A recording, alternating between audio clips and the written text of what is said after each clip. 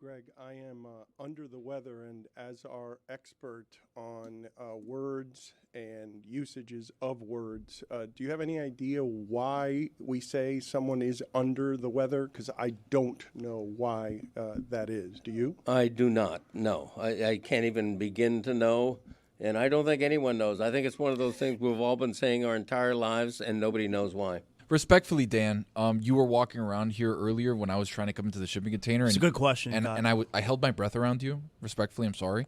But when somebody's sick, I tend to hold my breath around them because I think scientifically, if I don't breathe in what you're breathing out, I can't get sick. That's science. That's a good point.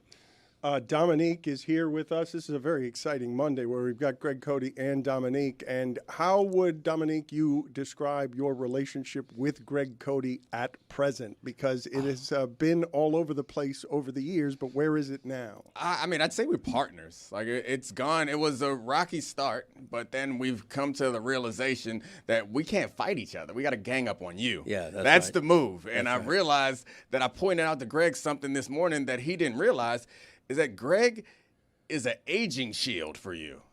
An aging shield. So you bring Greg around to throw him out so that whenever he coughs or whenever he has a bad arm day, everyone's like, he's so old. And then in comparison, you look young and virile. That's right. Same thing I did with my dad. And Yeah. I don't have right now a suitable replacement on the bench. Or if something happens to Cody, I'm in big trouble. Zaz, your relationship with Greg Cody has changed the same way that that Dominique's has, right? Where originally you sort of didn't understand and found kind of disrespectful that Cody refused to learn any of the basic rules of broadcasting. But now you've come around just like Dominique has. So the entire experience for everyone here is gang up on me. Yeah, I mean, I still, it's not like I now understand that not doing radio properly is good. I still don't agree with that. He's not there yet. But He's not I there. understand. You can hear that he's not there yet. Seriously, come on now. Oh, I just got the hand. You got the back I got of the the hand. hand. He waved the back. Even though we're not visual right now, he just gave you the back of the hand. It's the equivalent of getting slapped in the face with a fencing glove. All I'm saying is if you gave me 20 years, you just threw me into newspaper, all right? You threw me into print media. 20 years later, I'd have mastered that shit by now. Well, you'd bother to learn some things. If you hadn't mastered it, you'd be someone who didn't make the most basic of errors. 20 years. No, you don't learn to be a great writer. You either are or you aren't, whereas everybody and their mother has a podcast and leans into a microphone. Zaz always acts like it's some mysterious science, what we're doing in here. You lean into a microphone and you talk. That's what's called You still doing haven't radio. gotten that part. Often don't lean into the microphone. Well, I'm trying. You know what? I'm a real guy. I'm a man of the people. I always say that. I'm a small, private individual. You know, every once in a while, I'm going to be a foot away from the mic. So what? You can hear me. You know, it's like when the parrot goes, very good. You know, he's way in the distance, but you still hear him. We recommend that you don't do that, by the way. Why's that? Because we can barely hear you. Very good. Being a radio professional, not easy. Per Farmer's Almanac, under the weather means feeling slightly ill. It's sailor slang. Crew or passengers who became seasick went below deck during rough weather, literally taking shelter under the weather. And that's worth a toast.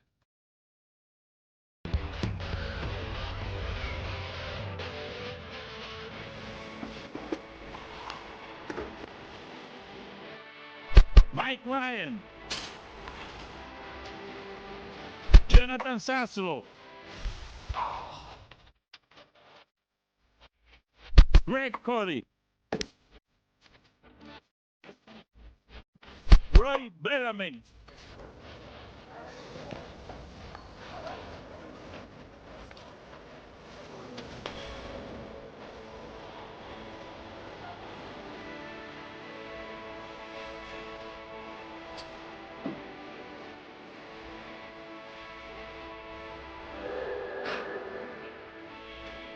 Jeremy Tache.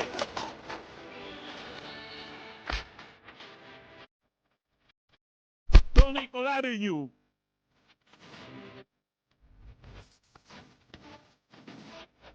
Chris Cody. Dan Le Batard. In 5, 4, 3, 2, 1. Mic's up. Cue. This is the Dan Le Batard Show.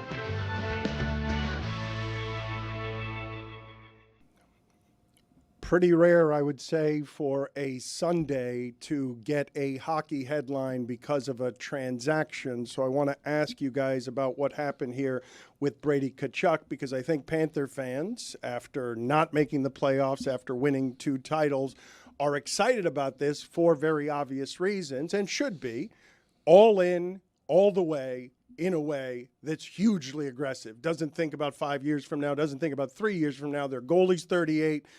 Marchand's 38. Like, they need to do it for this season. But Zaslow, Roy, help me as our hockey experts, and I'll go to Dominique for his hockey expertise in a second as well.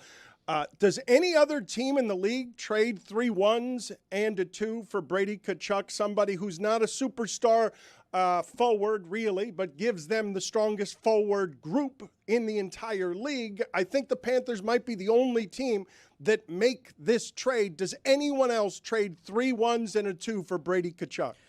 I don't know if other teams trade that much. Let's also add context. One of the ones was Mackie Samoskevich. All right, they traded Samoskevich to Seattle, so it's really 2 1s and Mackie Samoskevich that they traded. But what I will say is, they traded 3 1s yesterday, Zaz. Yes, yeah, but not. Anyway, you're getting lost in the minutia. You here, did Dan. that. I didn't do that. You did that. Whoa. They traded 3 1s yesterday. One of the ones they got was from the Mackie Samoskevich. That's what I'm saying. Yes. Did they or did they not trade 3 1s yesterday? It's essentially a 3-way deal. All right. Did they or did they not trade 3 1s yesterday to make this trade work? Yes or no? Fine. That's what they did. The part that gets me is... You corrected me, and then I corrected you correcting me. I'm just trying to move past it, all right? You got us stuck here. Zaslow, not a professional broadcaster. I know. You did throw the minutia out there. Unnecessary minutia. It's like when the Rams made that trade. And it was like, it's like they got him for free. They got Simpson for free. No. They gave him a first-round pick, just like in this trade. But it's time for my analysis. You guys hush up. Here we go. There's brothers on the team. Oh, yeah. I like brothers. They're brothers. Not enough brothers in that league. The part that I like the most is it seems like these teams keep wanting our players in trade, and the Panthers are just like, nah. And they still get the guy they want. Because apparently Ottawa, they wanted Anton Lundell, and Bill Zito's like, nah. And they wanted Carter Verhaeghe, and Bill Zito's like, nah. And they still got Brady Tkachuk. Well, the other thing about this trade is right now the Panthers, they don't have a goaltender. And they just took on an $8.2 million cap hit, so it's going to be a lot tougher to sign Sergei Bobrovsky. I'm worried about that, right? They're strong up front, but they are now officially weak in the back. Bobrovsky at 38, you're asking a lot from him at 38 years old. Yeah, but the return of Barkov gives them a real presence defensively as well. He's a true two-way player. I think that's a big deal. I prefer my rosters the other way. I like them a little weak up front, strong in the back. Gotta go strong in the back, yeah. The problem with what Greg Cody is saying is I don't assume, perhaps you guys do, I do not assume that Barkov will return to the exact same form as before off injury. I don't think you can assume that. I don't think the Panthers are assuming that, which is part of why it is you make this deal. Because if you were staying with what it is that you thought was good enough to win 2 titles and you didn't think that the aging process was going to weaken your team, this isn't a deal that you make. I want to go back to what it is that we were saying, though. Ottawa missed the playoffs 7 straight years, okay? Brady Tkachuk is not a superstar forward. He is somebody who is very good, and I'm excited about this. And they don't need him to be a superstar forward. They just need him to fit here and make them strong, and they'll be stronger than any team in the league at forward. The idea, though, that the Tkachuks now become the most formidable brothers we've ever had in this town. You're talking about the Burrays, the Dragiches. You're talking about who else you got? The Blackwood brothers. The You Blackwoods. struggled to get to that second one. The Blackwoods. Yeah, there aren't many. There aren't any. how many good brother tandems do we have in the history of South Florida Man, sports? Coral Park High School, the Canseco brothers. Brian and Benny, Blades. That was obviously Blades, There we Blades, go. yeah. Thank you for rescuing me. That's a better team of brothers than what it is I've presently put in front of you. So we used to do fines around here when people had to clear their throat. What about if you just sound awful every time you speak? Is there a fine for that? Is there a fine for sweating on the microphone? If so, you're going broke today, big dog. I'm sick. What do you want me? You're going to fine me for being sick? Yes. Hey, the great ones, you know what the great ones do? Show up to work on Monday. And they say not today. They say, body, not now. Thank you. Professional. The great ones don't get sick. Woo! Put it on the poll at Le Batard Show. Do the great ones get sick? At Le Batard Show. So your thoughts, Roy, when you hear this trade come through and the Panthers are playing clearly for win now. This was something that caught all of the NHL by surprise, okay? Because Ottawa had been denying that Brady Tkachuk was available. He's got a no-trade clause and 2 years left on his contract. He could decide where he wanted to go, and he gave them a list of 4 teams that he wanted to go to. Ottawa's not in any big hurry to allow Florida to get better. And the idea that you're trading that haul, because while they didn't trade players, you're basically saying, in a way that's not totally normal, we're playing for this year, not 2 years from now, this year. And we're seeing across the league that player empowerment, by the way, is getting to the levels of what the NBA was last decade. I mean, everybody's running out. Dylan Larkin was out of Detroit. Darnell Nurse went out of Edmonton.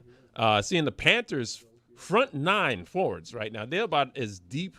They're probably the deepest in the league right now. The scoring 9 is just incredible. To correct you, by the way, Ottawa lost in the first round to the eventual Stanley Cup champion in this playoffs, by the way. I think Dan is underestimating how good Brady Tkachuk is. I think you can make an argument he's as good as his brother. And to Roy's point, when you have 2 Tkachuks, a Barkov, Bennett, Marchand, Reinhart, and Verhaeghe as 6 scorers, that's going to be tough to outscore that team. Am I wrong in saying he's not a superstar forward? I don't even mean it as an indictment. He's plenty good. You are correct in the sense that if he were a superstar, if he's the best player on Ottawa all of these years, Ottawa should have been better. I would say the correct way to put it is Brady Tkachuk is not your team's best player.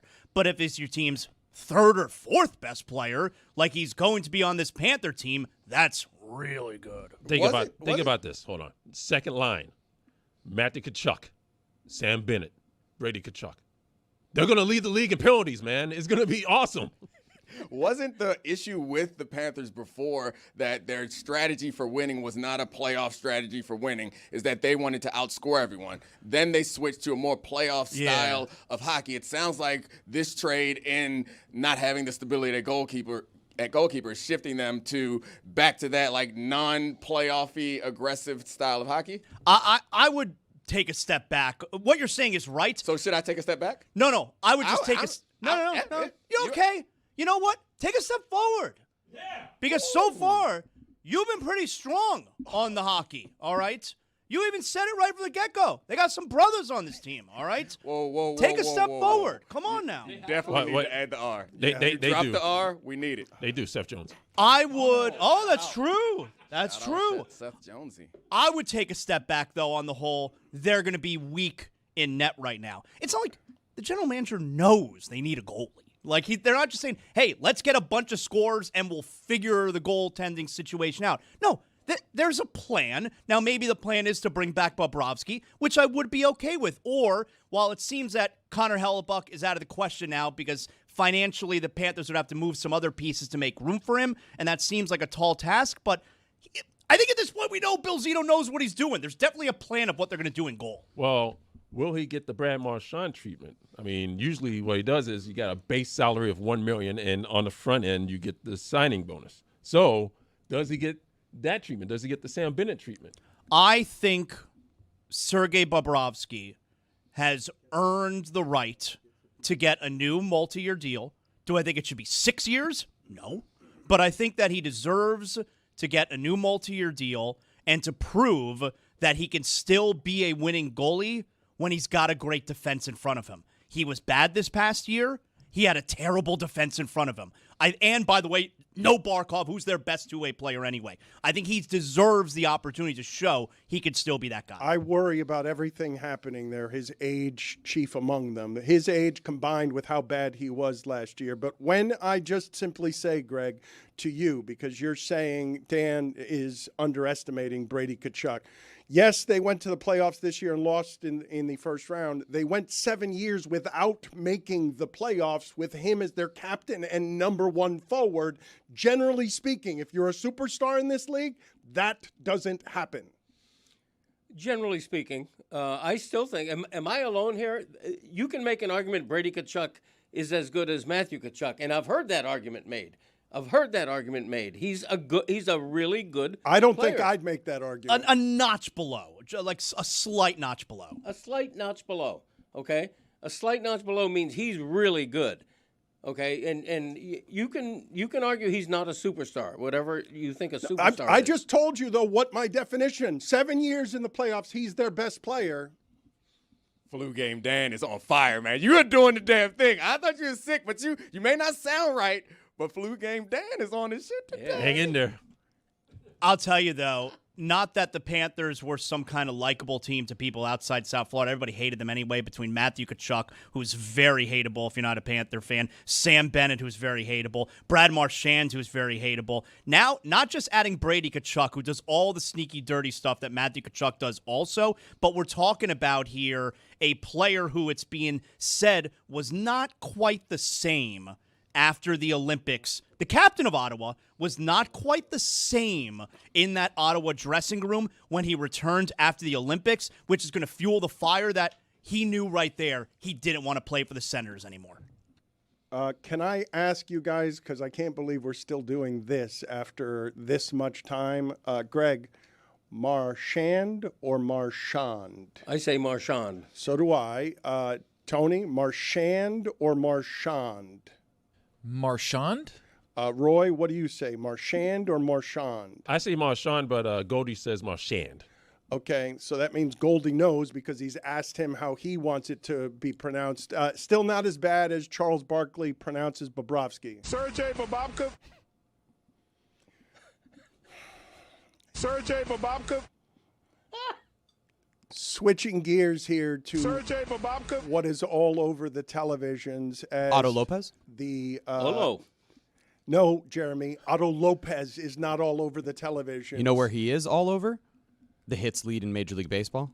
What's all over the televisions is Giannis Antetokounmpo talk, and I want to play this windy sound, and I want to remind you about something that happened here last week because I can't unsee what just happened here. I really can't unsee it, okay? We were talking last week about how Ramona Shelburne and Brian Windhorst were reporting very strongly, very credible people, that Jaylen Brown was not being shopped by the Celtics as part of that Giannis trade. Now, it seemed pretty obvious that their source was Boston, and it also seemed very obvious that Boston is incentivized to lie to them.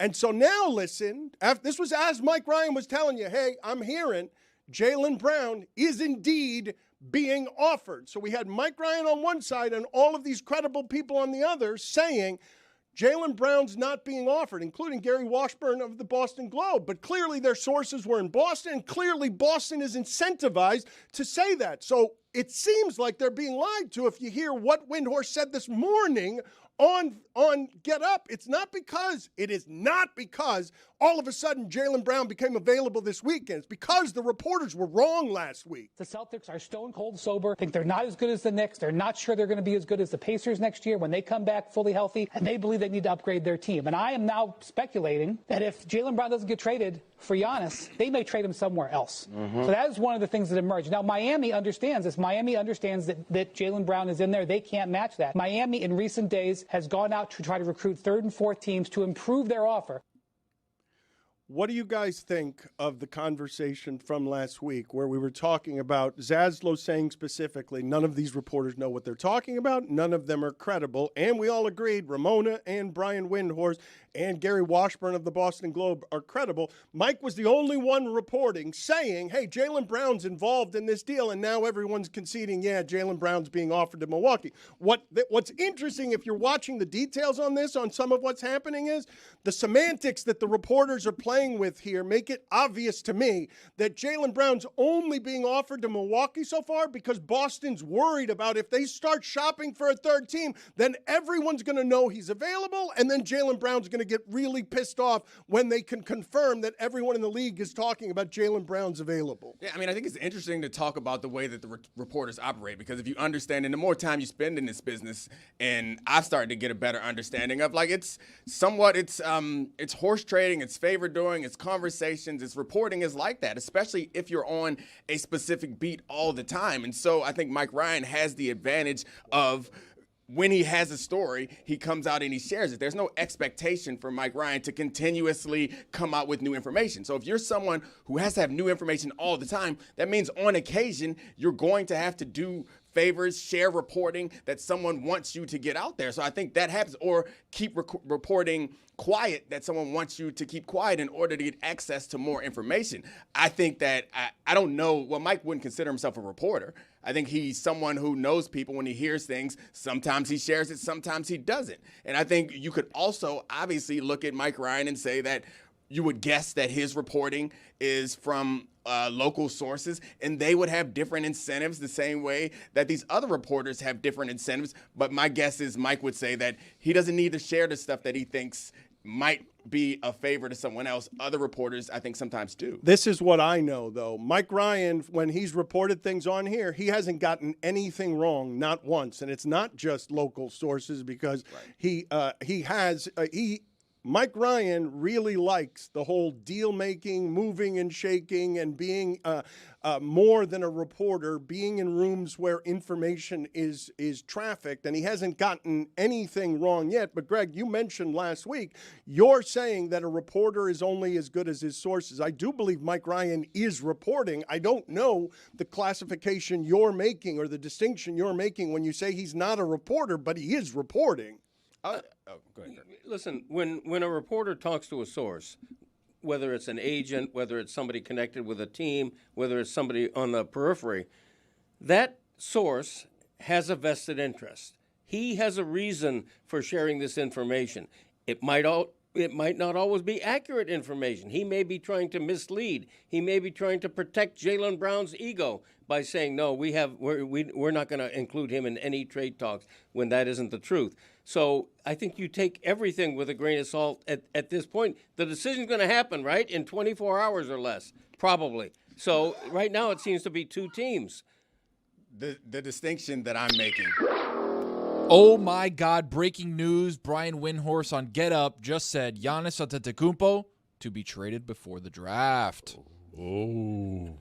So Greg Cody just reported in the next 24 hours. I broke that story. Yeah, apparently. How does that math line up, though? Tomorrow the draft is at, 7 o'clock, 8 o'clock? Are we at 24 Probably hours 8 o'clock. You want to get as much audience as possible. That means 5 p.m. out on the West Coast. Probably 8 o'clock. Yeah.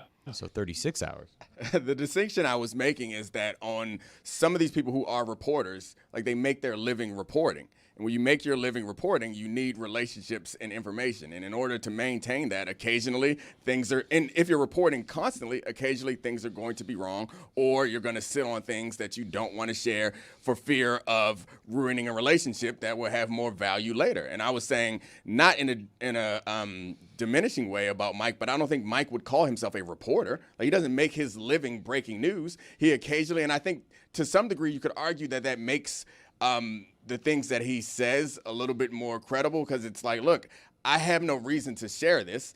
If I have any questions about it, I'm not going to share it. If I know something to be certain, and I could care less whether these relationships are there or not, because his livelihood is not dependent on having these people still speak to him.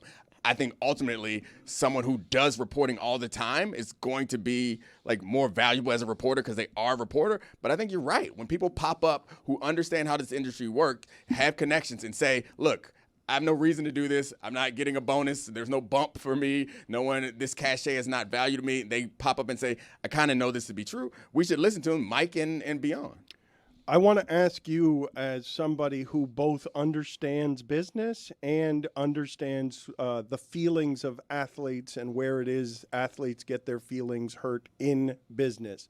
We were making the distinction last week whether or not Jaylen Brown has the right to be hurt/insulted. And the distinction I was making between those two things is that there are any number of times that you can be hurt without being insulted. Right. But if you're insulted, then you're likely to be hurt. Does Jaylen Brown have a right to feel hurt or insulted that the Celtics would be shopping him to anybody? So word choice matters a lot in this. So the right, I would push back on that even as a framing. Feeling hurt and insulted, it ain't up to you. It's not up to the person who is hurt or insulted. It's not up to the people who are trying to protect someone's feelings, whether you're hurt or insulted. Like, I can think of a number of times in my life, inside and outside of work, where I knew what the person was doing. I knew, or what the company was doing. I knew what I signed up for and what risk I was exposing myself to. And still, when it comes around and it's thrown in your face, you can't control the fact that you're being hurt. Every relationship that you get into, romantic, professional, or otherwise, there's a risk that you could be hurt or insulted by something that someone does, and you know that it could happen. And when it happens, you don't know how you're going to respond to it. So I'm not making those things synonyms, though. Hurt. I'm saying right. He's got a right to be hurt, but not insulted. Yeah.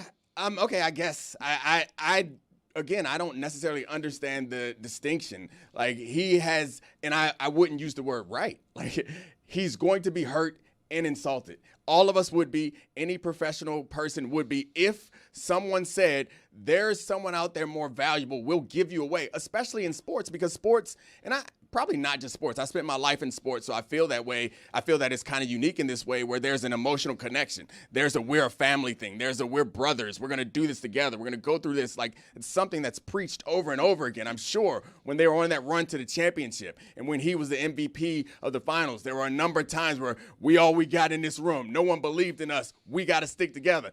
Okay, I believe it. Beginning last year, Tatum's out. We're going to put all this on you. We need you. You're our guy right now. We're going to build this around you. We need you to keep us afloat. We love you. We care about you. A couple months later, when you put it like that, it's kind of insulting. Yeah.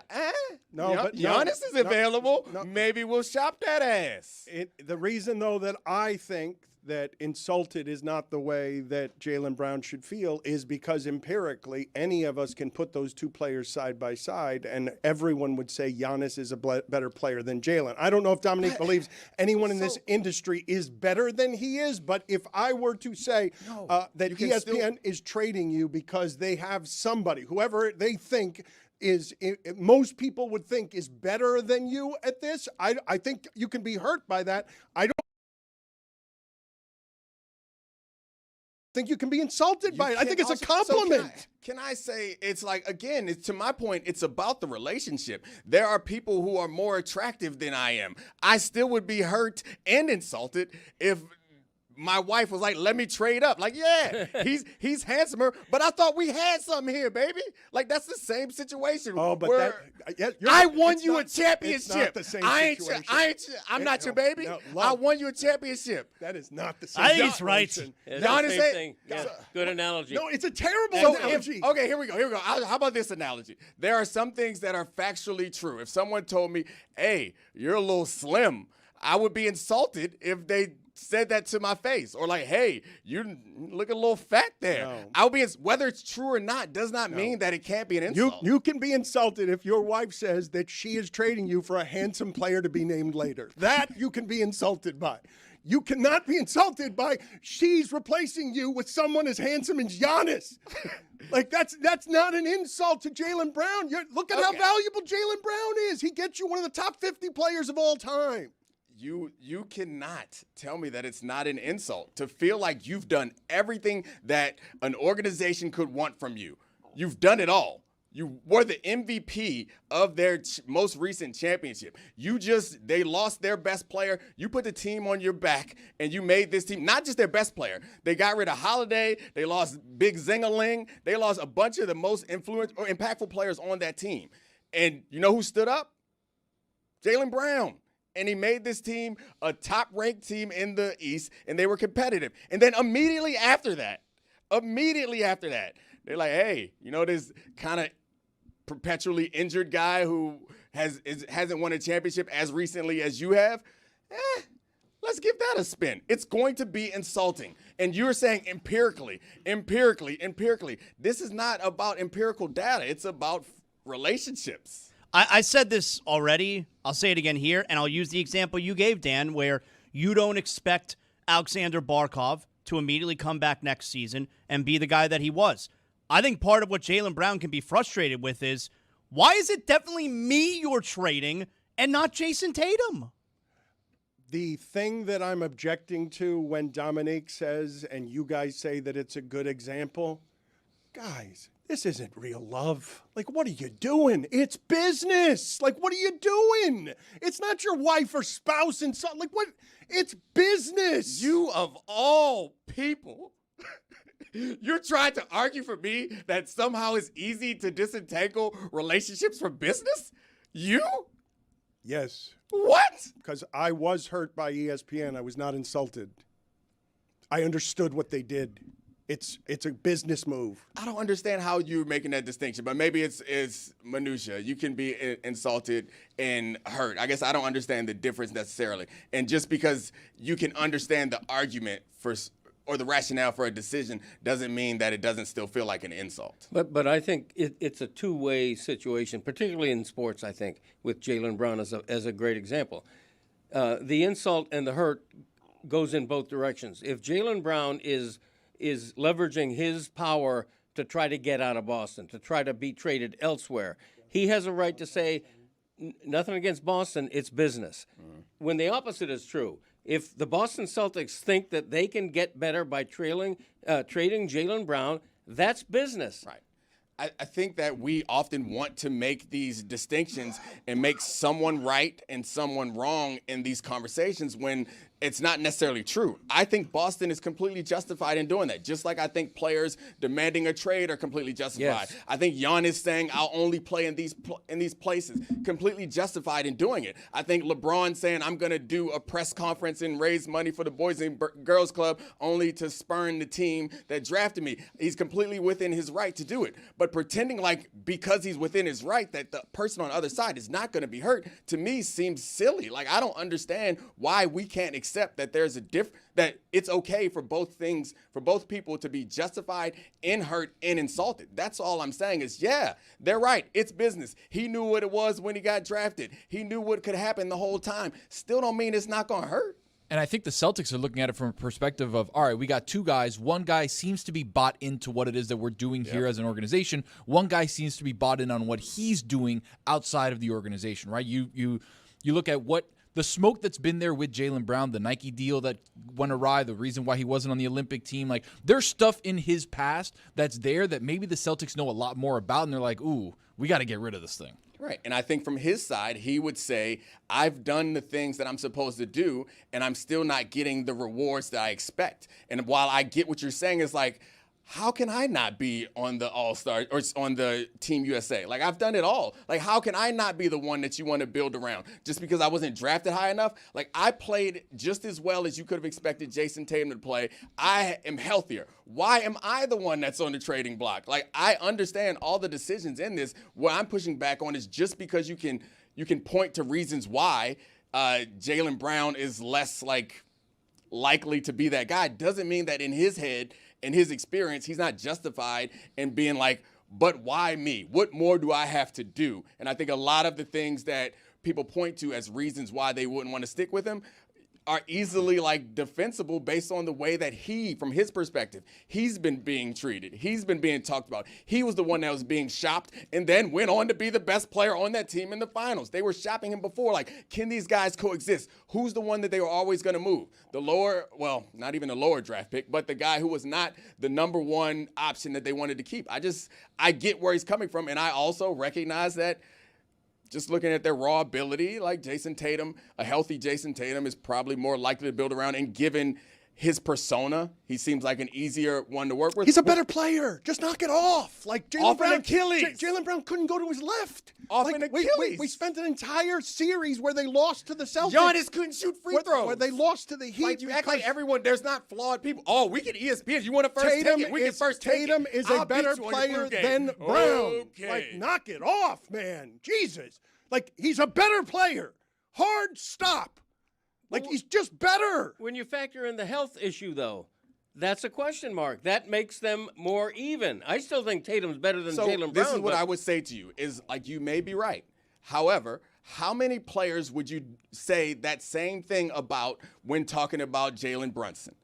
And Jalen Brunson was clutch in these moments, but there are lots of players in the league where you would throw your hands and yell, he's just a better player. But in the moment when you needed him, who stood up? If I'm Jaylen Brown, I'm like, look, you can say all that stuff about him being better. I'm not saying this is true, but how could you not be the person who was the MVP in the most important moments and say, like, yeah, you can say all this stuff about that guy, but you know who had it when you needed it? And I get it. It's a result of Tatum taking some of that attention. I get all of that. But the fact of the matter is, I get, and I'm not arguing against you. I'm not saying that Tatum or that Brown is better. I'm saying that if I'm Brown, I'm like, I'm better. I'm the guy. That's fine. All NBA players feel some form of that. It's how they got to where they are. The thing that this ignores is that Giannis is better than both of them.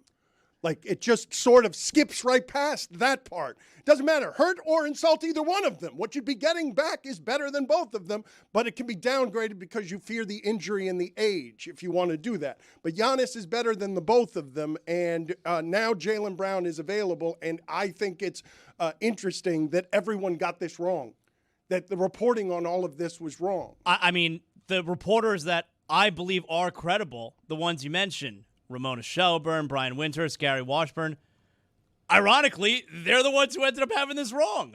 But we're assuming they had it wrong, and they just were, well, they were saying what they were being told, and things change as they go along. So, like, Oh, but you're saying that things change when in reality it might just be like, nah, Boston didn't want anybody to know. No, it didn't change, Dominic. It was floated, and then Windhorst and Ramona were sent out there with what those sources said to say it's not true to protect Jaylen Brown's feelings. And now we know. Now as it gets close, everyone knows, oh, no, Jaylen Brown is on the table. We don't have to protect his feelings anymore. The information was inaccurate. It was meant to protect Jaylen Brown from discussing with his family all the shit we're discussing right now, which the Celtics don't want around their team. Yeah, because if Jaylen Brown comes back and the trade falls through, they don't care about his feelings if the trade works out. I get all of that. That makes sense. My point is, when you have relationships with people and organizations and you ask them a question, they tell you the answer to the question, you can't then go and say the opposite. It goes back to the original conversation. Is like, those relationships matter. Even if you do further reporting and you find out that what they're telling you is not true, you cannot say anything, but you can't then go out there and say, like, yeah, what this person just told me, completely false.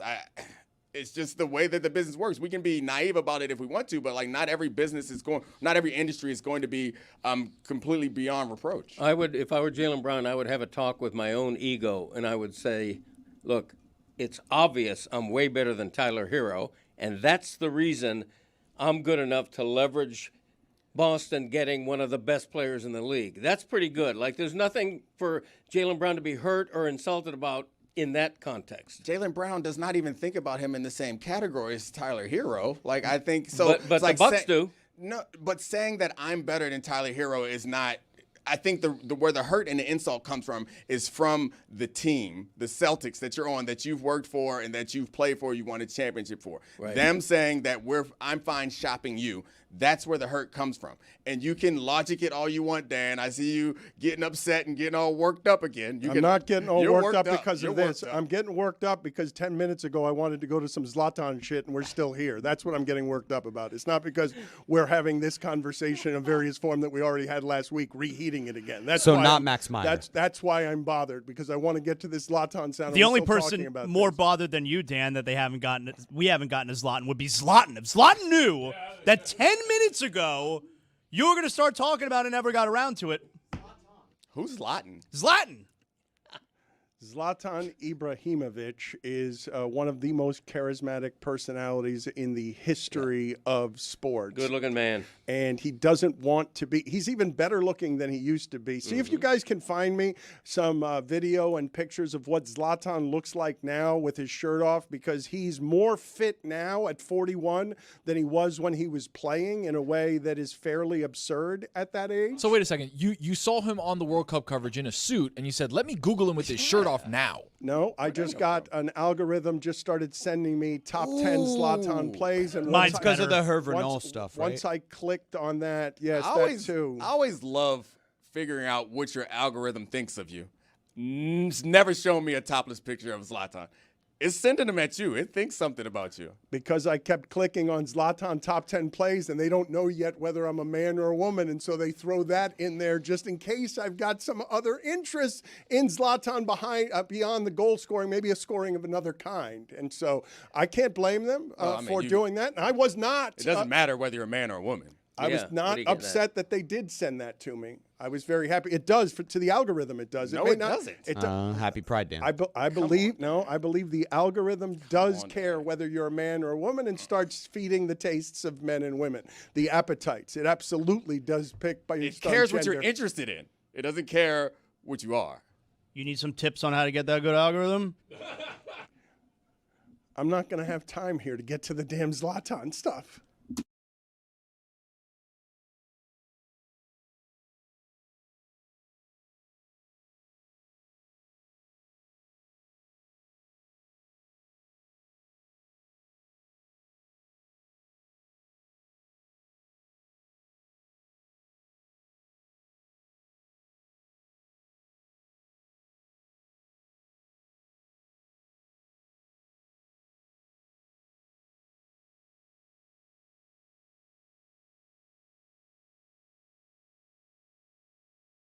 I have to go back to Chris Cody here because I'm not sure that I knew this. I have to go back. So you're married to an identical twin. That's right. Okay, I have questions. Go on. First, not too many questions. Well, I know your father's sitting right next to me. It's a little weird. Okay, so first question. No wonder they're into swinging at that house. Were you always able to tell them apart? Not at the beginning when we were just dating. Her sister has like a beauty mark on her face, so I was like, mine's the one without that. Okay. My next question is, a lot of times, your wife or your girlfriend will be like, you think my sister's attractive, don't you? You clearly think her sister's attractive. That's right. Undeniable. If you think your wife's hot, you think her sister is hot. My sister-in-law's hot. That's There, I crazy. said it. Right? I've never said that to her before. No, you got to say that, though. Well, you must think she's hot. But Zaz, here's the deal. Everyone with a hot sister-in-law thinks their sister-in-law is hot. He's the only one who's allowed to say it out loud. Aha, That's the difference. That's true. That's true. Not like the rest of us are like, oh, my sister-in-law is terrible. Like, if you got a hot one, you're like, oh, my God, she's hot, but you just can't say it out loud. Yeah. And are they actually different? They're very similar in a lot of ways. So how'd you choose? The other one was taken. Papa Cody, wait a second now. You experienced this. I mean, do you find one more charming than the other? At the very beginning, I, too, had difficulty telling them apart. But do you like, now that you've gotten to know, presumably both of them pretty well, do you think that your boy made the right choice between the two? I have to say that. I mean, of course he did. Oh, my goodness. Of course he did. Now. I love my daughter-in-law, but they're eerily alike. Now. Not just physically. What I'm about to admit now is a little embarrassing. Go on. There are times, in marriage, you're going through, you're like, it's just, this is I don't like where this is headed. I don't either. I do. Where sometimes you just like, if you're trying to keep things fresh, you just imagine it's the other person. Oh, no. That's an unbelievable admission. That What's the matter with you, man? I didn't hear Suey. Hey, guys in the room outside, mark that down. For Suey the record, revelation. did, guys ever did struggle? everybody see as one of society's great empaths? Did you see me try to get in the way? Did you see me try to dive in front of that? He refused. Yeah. He went. He plowed straight ahead. He did. You guys never struggle, huh? Your wife clearly does not listen to this show. Sure doesn't. What You in got hell? no worries that this is getting back to her. Tony, how you feel about that admission? Not great. Yeah, not great. Even though, admittedly, Chris says that his wife doesn't watch the show, which is good. right? Very So he good. feels like he can shoot from the hip here and not really be taken to task, like Dave said. Very good. But the issue is sometimes some things are so flammable and so big that they peer through the veil of Chris saying, "Oh no, my wife doesn't watch a show," where she's like, "You said what?" That was bigger than the show, man. Bigger than the show. Let's not clip this if we can. That was an incredible omission. It really Greg, what was. did you make of all that? A little bit unfortunate. I wish he hadn't said that. It could come back to haunt. You guys never struggle. Well, in the context of this show, you can always say, I was just kidding. Of course I was just kidding. But will she believe you? I was. Okay. What is the Nick Bobic? It's a 60s song. The name game. Nick Bobic. Banana Bofic. Me, my Momic. Nick. Rosanna, Rosanna, Rosanna, I'm the kind of guy that Nick. Who made it the salad? Hey, Butterfinger. Who made it the salad? Nick Bobic. Who made it the salad? Georgia. That's not correct. Very good. It's a parrot that says very good out of the side of its mouth. That's correct. What does this have to do with the name game? I'm not going to take a quiz. Rosanna, Who made it the salad? Me, my Momic. Let's go States. We're rolling now, huh? That's not correct. Doesn't make it right. But don't go showering to try to please me.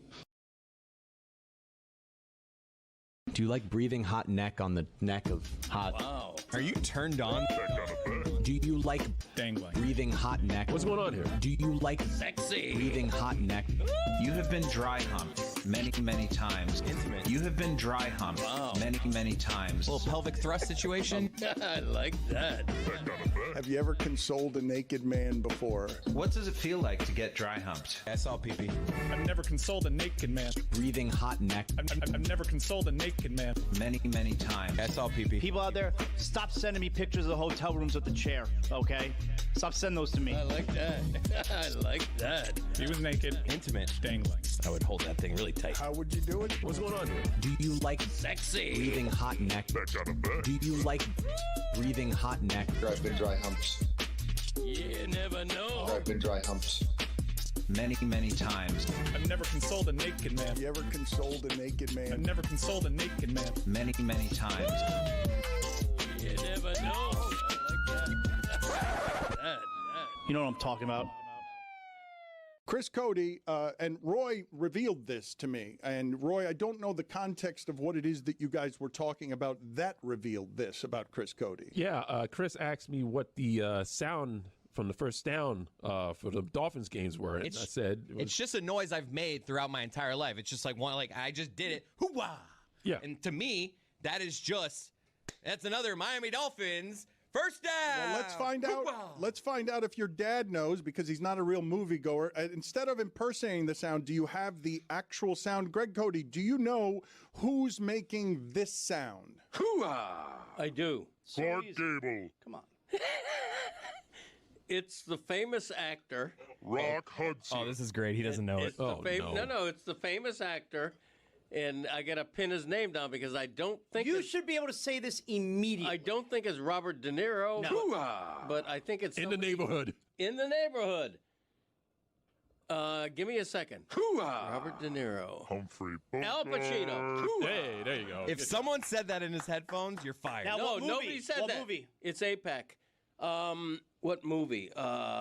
Streetcar Named Desire. You ain't you.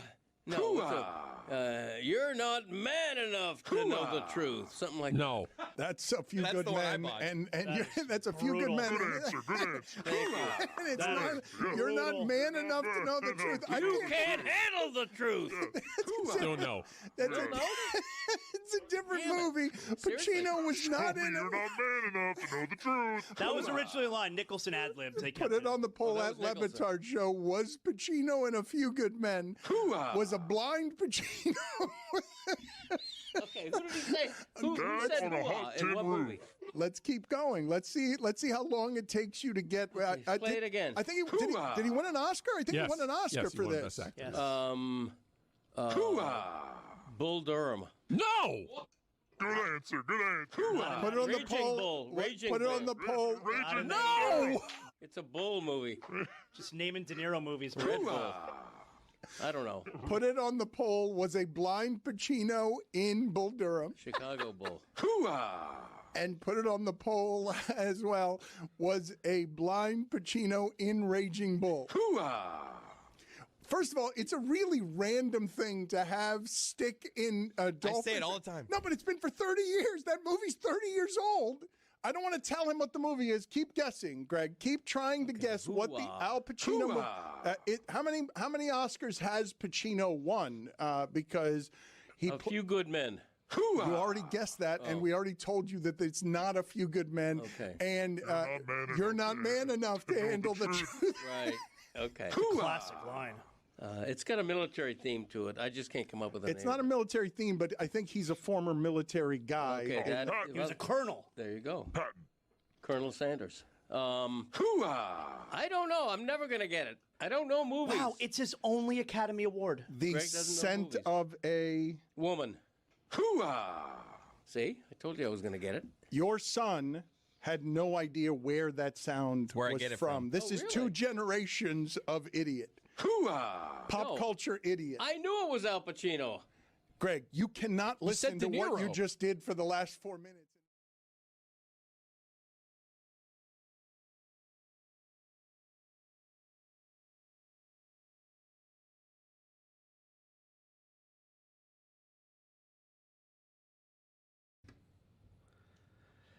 This episode of the Dan Le Batard Show is presented by DraftKings. DraftKings, the crown is yours.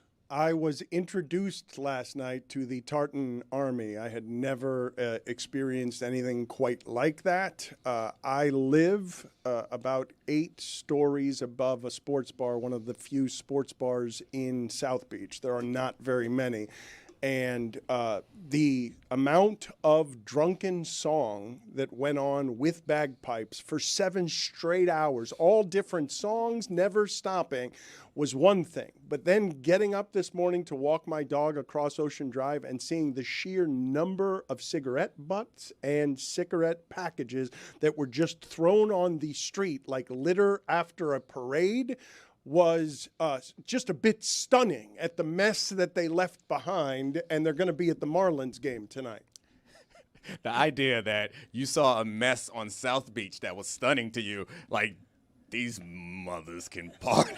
Oh, man. Like, on South Beach, Dan woke up and walked through the streets of South Beach, Miami, and was like, whoa, what happened here? It was 7 straight hours of very loud, drunken singing, and then the mess they left this morning for people to clean up was an insanity. No repeat songs? No, they were singing different songs. That's a for good set. I couldn't believe.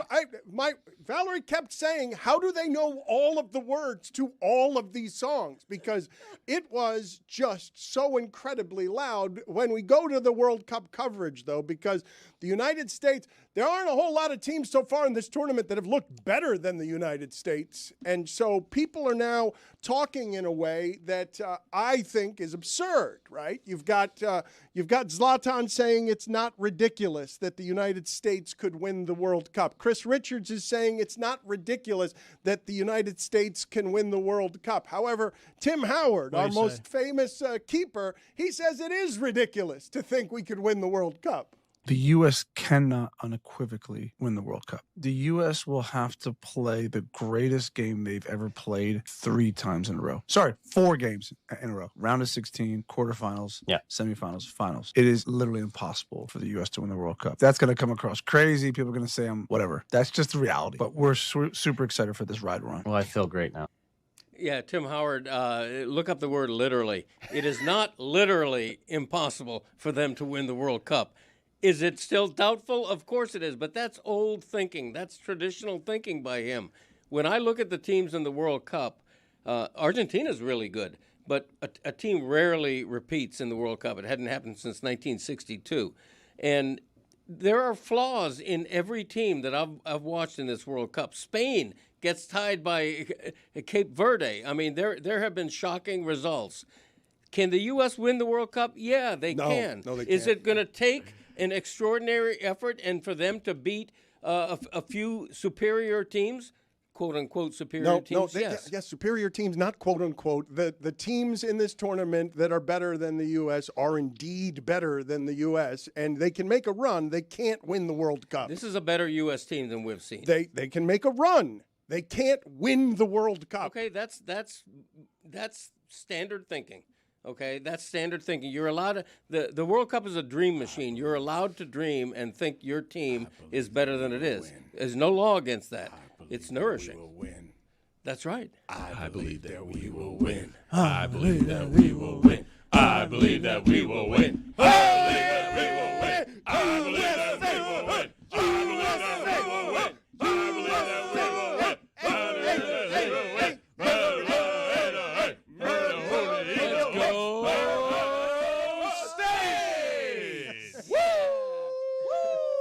Dan's a hater. They can't win.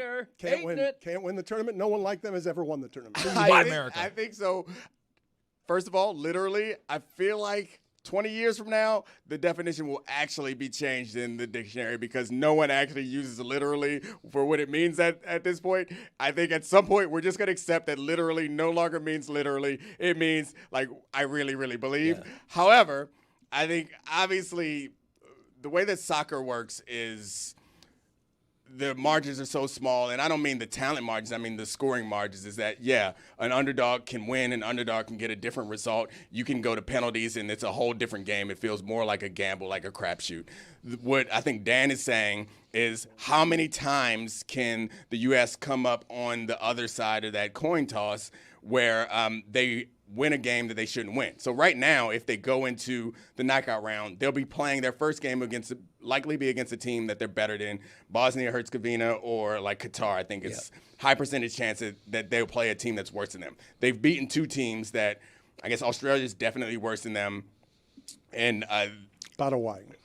And Paraguay, they're probably more comparable. They've beaten them. So I guess that's the question. If we assume that they get into the knockout stage, they win their group, they get into a knockout stage against a lesser opponent, they can win that. How many more times would they have to get lucky, and how lucky would they have to get? Three at least, and they're going to be playing teams a good deal better than them the last three games. Zaz, you sit everyone, though, now in this next game, right? We don't need the United States doesn't need to keep playing the way that it's played through the first two games. They can give this next one away. Yeah.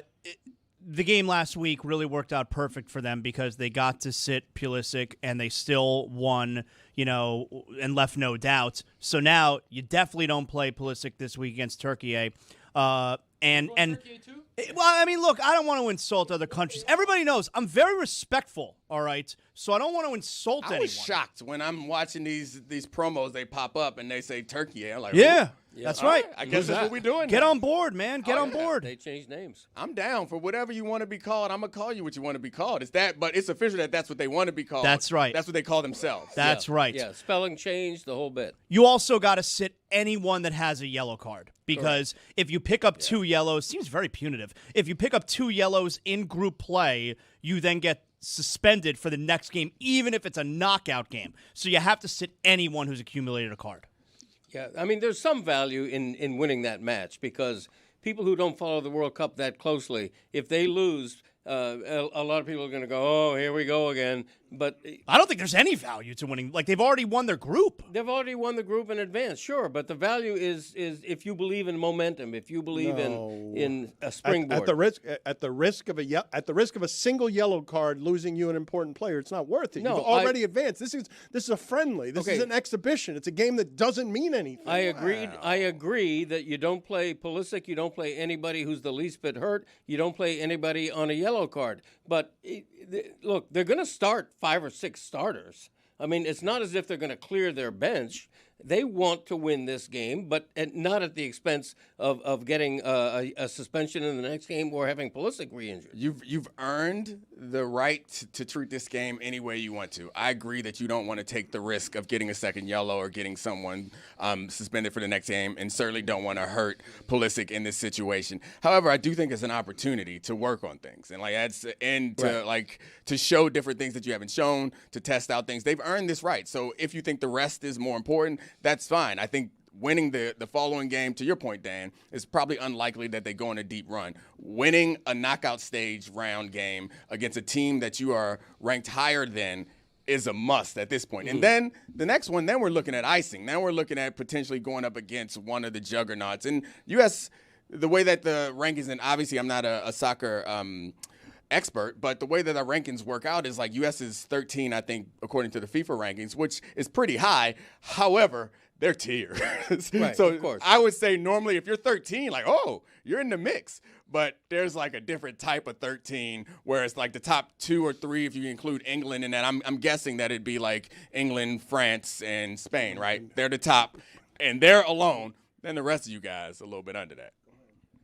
Well, there's 4 big teams right now. Okay. Spain, France, England, and Argentina. 4 big teams. Okay, let's say the U.S. beats Bosnia in the round of 32.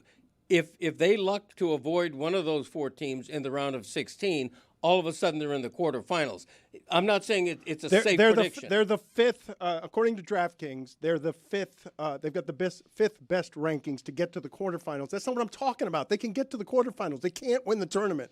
The same countries always win the tournament, and the same countries are always better than the United States and are still better than the United States. But it's fine to hope and believe. Nothing is better than sports patriotism. In sports patriotism, when you wrap it up in what? Look, Tim Howard can't say they have no chance to win. No chance. And neither can you. No chance. You can't say that. None. No. Zero. Okay. Cero. Fine. Cero. Okay. En dos idiomas. Okay. They're gonna, Zero y cero. Okay. They're gonna, Zero chance. They're going to lose in, they're going to lose in the quarterfinals, and everybody else is going to be cheering what a great performance it was by the U.S. And you're going to be going, see, I told you so. So first of all, don't you want to be on the right side of this? Like, I'd rather be wrong and sad than right and lose. And I would say that you would have said the same thing about the Knicks. You would have said the same thing about the Seahawks at the beginning of the season. Nope. Weird things. You would have said the same thing. Nope. No, he loves the Knicks. The USA hockey You missed that team. one. And, Nope. And Nope. I These believe in countries are a miracles. lot better than us at soccer. I know that the United States has exceptionalism. And always will be. That's your attitude. No, I know the United States always thinks it's going to be the best at everything. In this instance, it's not. And it is. It does make me the asshole as everyone celebrates. I will be right, and I will feel bad about being right. You believe the United States to be arrogant, and I don't think you understand the difference between arrogance and confidence. Thank you for finally getting me to the Zlatan sound I've been trying big to dog. get to. I appreciate nice it. at this, It's only 45 minutes after I wanted to do it. So everyone hates Alexi Lalas, and in this particular instance, this is a funny team. I don't know what you guys tell me in the history of broadcasting when you've seen people and you've watched their chemistry and you've said, ooh, those guys don't really like each other very much on television. Now, Thierry Henry and Zlatan are both looking at Alexi Lalas and being like, why are you up here with us? Because you're not as good as we are. You are American exceptionalism. You're the best of the Americans, but you're nowhere near our standard of what it is to play good soccer. And so Lalas and Landon Donovan accused the French in the first half that they had against, I think it was Senegal. They accused them of being arrogant. And this is how this went on the set of the broadcast. I mean, we had that nice little fun back and forth between Landon and Thierry about whether the French were arrogant in the first half. We can have that discussion, but the reality is that if they are arrogant, it's because they can do things like that. And the patience that they showed after a poor first half to come back and provide a masterful second half with the talent that they have and the big stars showing up, that's pretty special. Well, you may it's not arrogance, it's confidence. Okay. Ignorant people would say it's arrogance. Intelligent people would say it's confidence. Love it. They don't like each other, right? Nobody likes Lalas. No. Everyone hates him. I don't know if I want to say I don't get it, because I do understand the reasons that people hate him, but it seems so over the top. I don't ever let the broadcaster bother me so much that it's something I want to speak out about and it's making me turn the channel. That never happens with me. And it feels like people are saying that about Lalas. They can't stand him. Yeah, I think it's a combination of him. One, not necessarily his off the field stuff is offensive to people. So I think that's one place to start. I think having him up there next to legitimate legends, I think is also a bit offensive. And then I think you top it off with he doesn't give exceptional analysis, or he's not exceptionally funny, or interesting. So I think all of that is like, so why are you here? I think is why. How's he been doing this for so long then? He's opinionated. He's not. I wouldn't say he doesn't give. He gives analysis. You might not like it. Exceptional. When we're watching these games, and I'm parachuting in, so I'm sure if people want to tell me that I'm wrong about this, but when I show up and I'm listening to these people talk, I'm like, all right, that's interesting. That gives me something to look forward to in the second half. The idea of just taking the arrogance thing, that to me falls in the category, and I'm guilty of this also, of like falling into these like lazy tropes where it's like a really good team plays poorly relative to the opponent. Rather than breaking down how the tactics in that situation might have made this happen or give me something to look at or understand, it goes to this like, they're just playing arrogant. When I don't imagine that that's actually what happened. That diminishes what the opponent is doing, and it kind of belittles what this team is doing, which is why I think they're like, arrogance? What's that? They're the best. They are the best. Yeah. Yes, of course they're going to have some level of confidence. So I think that's part of it is when you look at Lawless, you're like, what? Why is he here? He wasn't a great player. He's not a great analyst. He doesn't seem like sometimes you have someone up and there everyone hates him, who's like super funny or like has the turn of phrase that turns you on. It's like, oh, this is great. It doesn't seem to give you any of that. Well, what he does do, though, if you've ever heard Pulisic interviewed Mike Ryan, I tried to help Mike Ryan with those interviews because it's like sticking a crowbar in the side of his mouth to get a word. He's more colorful and has more opinions than most of the American stars. Doesn't make him a charismatic personality, just makes him more charismatic than the stiff dry cleaning bags that represent most of U.S. I also soccer. think that he's recognizable. When people turn it on, we remember him having like the wild red hair, and it's like, that's Alexi Lawless. He means soccer to us. And I think that's why he's there. And so all of us like neophyte, like just parachute into the World Cup people, we turn it on, we see him, I know his face. That makes me feel soccer. And he's in the American bucket, right? It's not like he's a soccer expert. He's an American soccer expert. So he's very niche in his role. But are we falling into the trope of like, oh, Thierry Henry and Zlatan were way better players, so they have more to say? Like, I also think that's not true. But they also do have more to say. Or they say more interesting things. It's been my when I'm watching it, I feel a little bit, and it's also as someone who wasn't a great player, like I'm sensitive to this. You were a great player. Stop that. Which is why, I mean, relative to actual great players, I think sometimes what you have is the great players don't give the best analysis.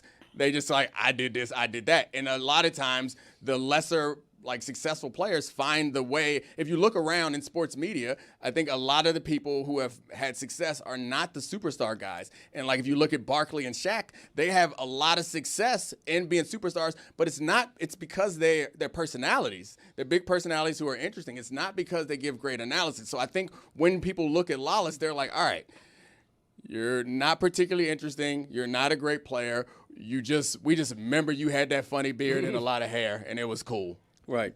I mean, they had to have a token American on that desk. They had to. It didn't have to be Lawless. He's not one of the great players. Landon Donovan would have been a better choice, I think, and any number of other players would have, including Tim Howard, even though he had the ridiculous opinion that it's impossible. How do you think that Lawless feels about affirmative action, considering that he's an affirmative action? Tim Kirkshin with us now. Always delightful to have Tim Kirkshin around, and I want to bring him in with what it is that Dominique is saying, because sometimes the best players aren't the best at describing things or explaining things to people. And I remember walking through the Giants clubhouse, San Francisco Giants clubhouse one time, and Rich Aurelio was like in a long slump, and he's studying all this film, and Barry Bonds just walks by him, and he's like, Rich, you still don't know what you're doing wrong. Here's where your hands are. Here's where your hips are. And then he walks off, and Aurelio just sort of shakes his head and is like, asshole. Because he's Barry Bonds, and he can do things that other people can't do. Tim, thank you for joining us. We've got some baseball stuff to talk about with you, but what is your favorite Barry Bonds story? You must have a bunch of them. Well, he's the greatest hitter I've ever seen. And after Babe Ruth and Ted Williams, I think he's the greatest hitter of all time. Barry was a little different in the way that he dealt with people. I never had a bad moment with Barry, but I always made sure I chose the right time to go to him. But I was at the batting cage in St. Louis once, and Barry never comes up to anyone and just says hello, including teammates sometimes. But he just came up to me at the batting cage and said, "How you doing, little man?" And I went, what?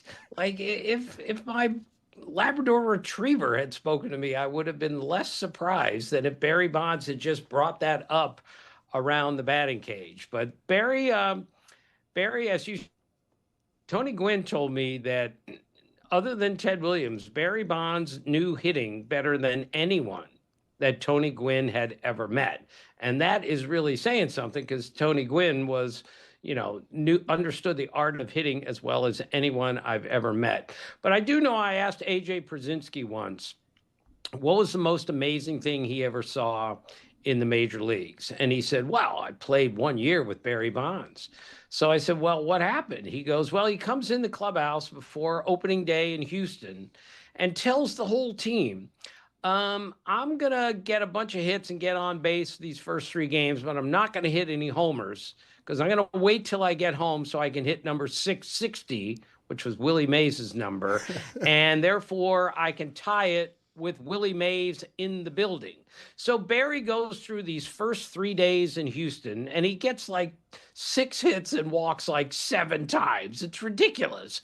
So he goes home now for the first home game, announces to the whole clubhouse, I'm going to hit a homer today because Willie's here. And of course, Barry hits a homer on the home opener. He comes in the next day and says, Barry's here again today. I'm going to hit another home run so I can pass him while he's in the stands. And that's what Barry Bonds did. So AJ, not easily impressed, by the way, looks at me and goes, this is the hardest game in the world to play. And Barry just basically told us what he was going to do and how he was going to do it. And then he went out and did it. He said, that's the most amazing thing that I've seen in baseball, is how Barry Bonds could do that. Does Adam Silver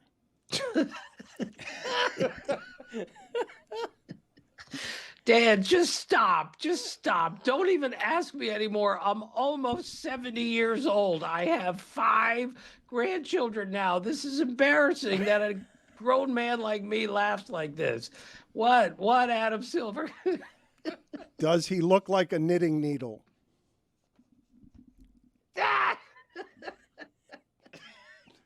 Dan, this is so bad. Let me tell you how bad it is in my life. This is my daily life. I was in a restaurant the other day, and some guy stops me as I'm walking to my table. He has a basket full of onion rings, and in the middle, he has put 1 French fry. He doesn't even say hello to me. He just goes, Tim, look, it's Adam Silver. Now they're using props to describe the NBA commissioner. He looks like a French fry in a bag of onion rings. How can this be that your stupid show has turned me into this? I'm just so bad. Does he look like an Apple Watch charger?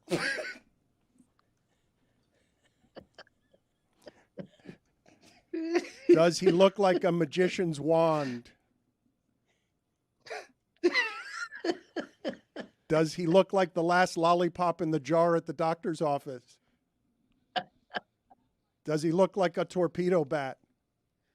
Does he look like a dandelion with all the seeds blown off? Does he look like the 4-star general in a post-apocalyptic movie faced with the daunting reality of an alien invasion and the likely end of humanity as we know it, who says, staring off into the distance, they're already here. We're the aliens now. Tim, Kyle Schwarber has 5 3-home run games. Last night he hit a ball 420 feet, and he has been a surprise to me. I don't understand how this is one of the best home run hitters I have ever seen. Is any of this a surprise to baseball? Not really, Dan. I mean, he's closing in, not quite yet, on 400 career homers, and he's going to hit 500 homers before he is done. I remember talking to a scout friend of mine who was in the Cubs system, and he said, the Cubs think Schwarber is ready already. This is when he was a catcher in the minor leagues and everything else.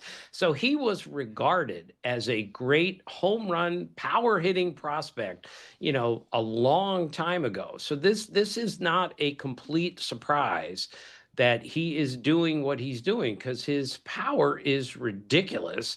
He's got great hands. Never forget, Dan, when he missed the entire 2016 season, when he tore up his knee on the warning track during BP, he came back and played in the World Series and actually contributed, having not played all season, because that's how good a hitter he is. And don't be mistaken with all the strikeouts and a low batting average. He is a tremendous power hitter. He's got, as you said, he's got 5 3-homer games. Keep in mind, David Ortiz never had one.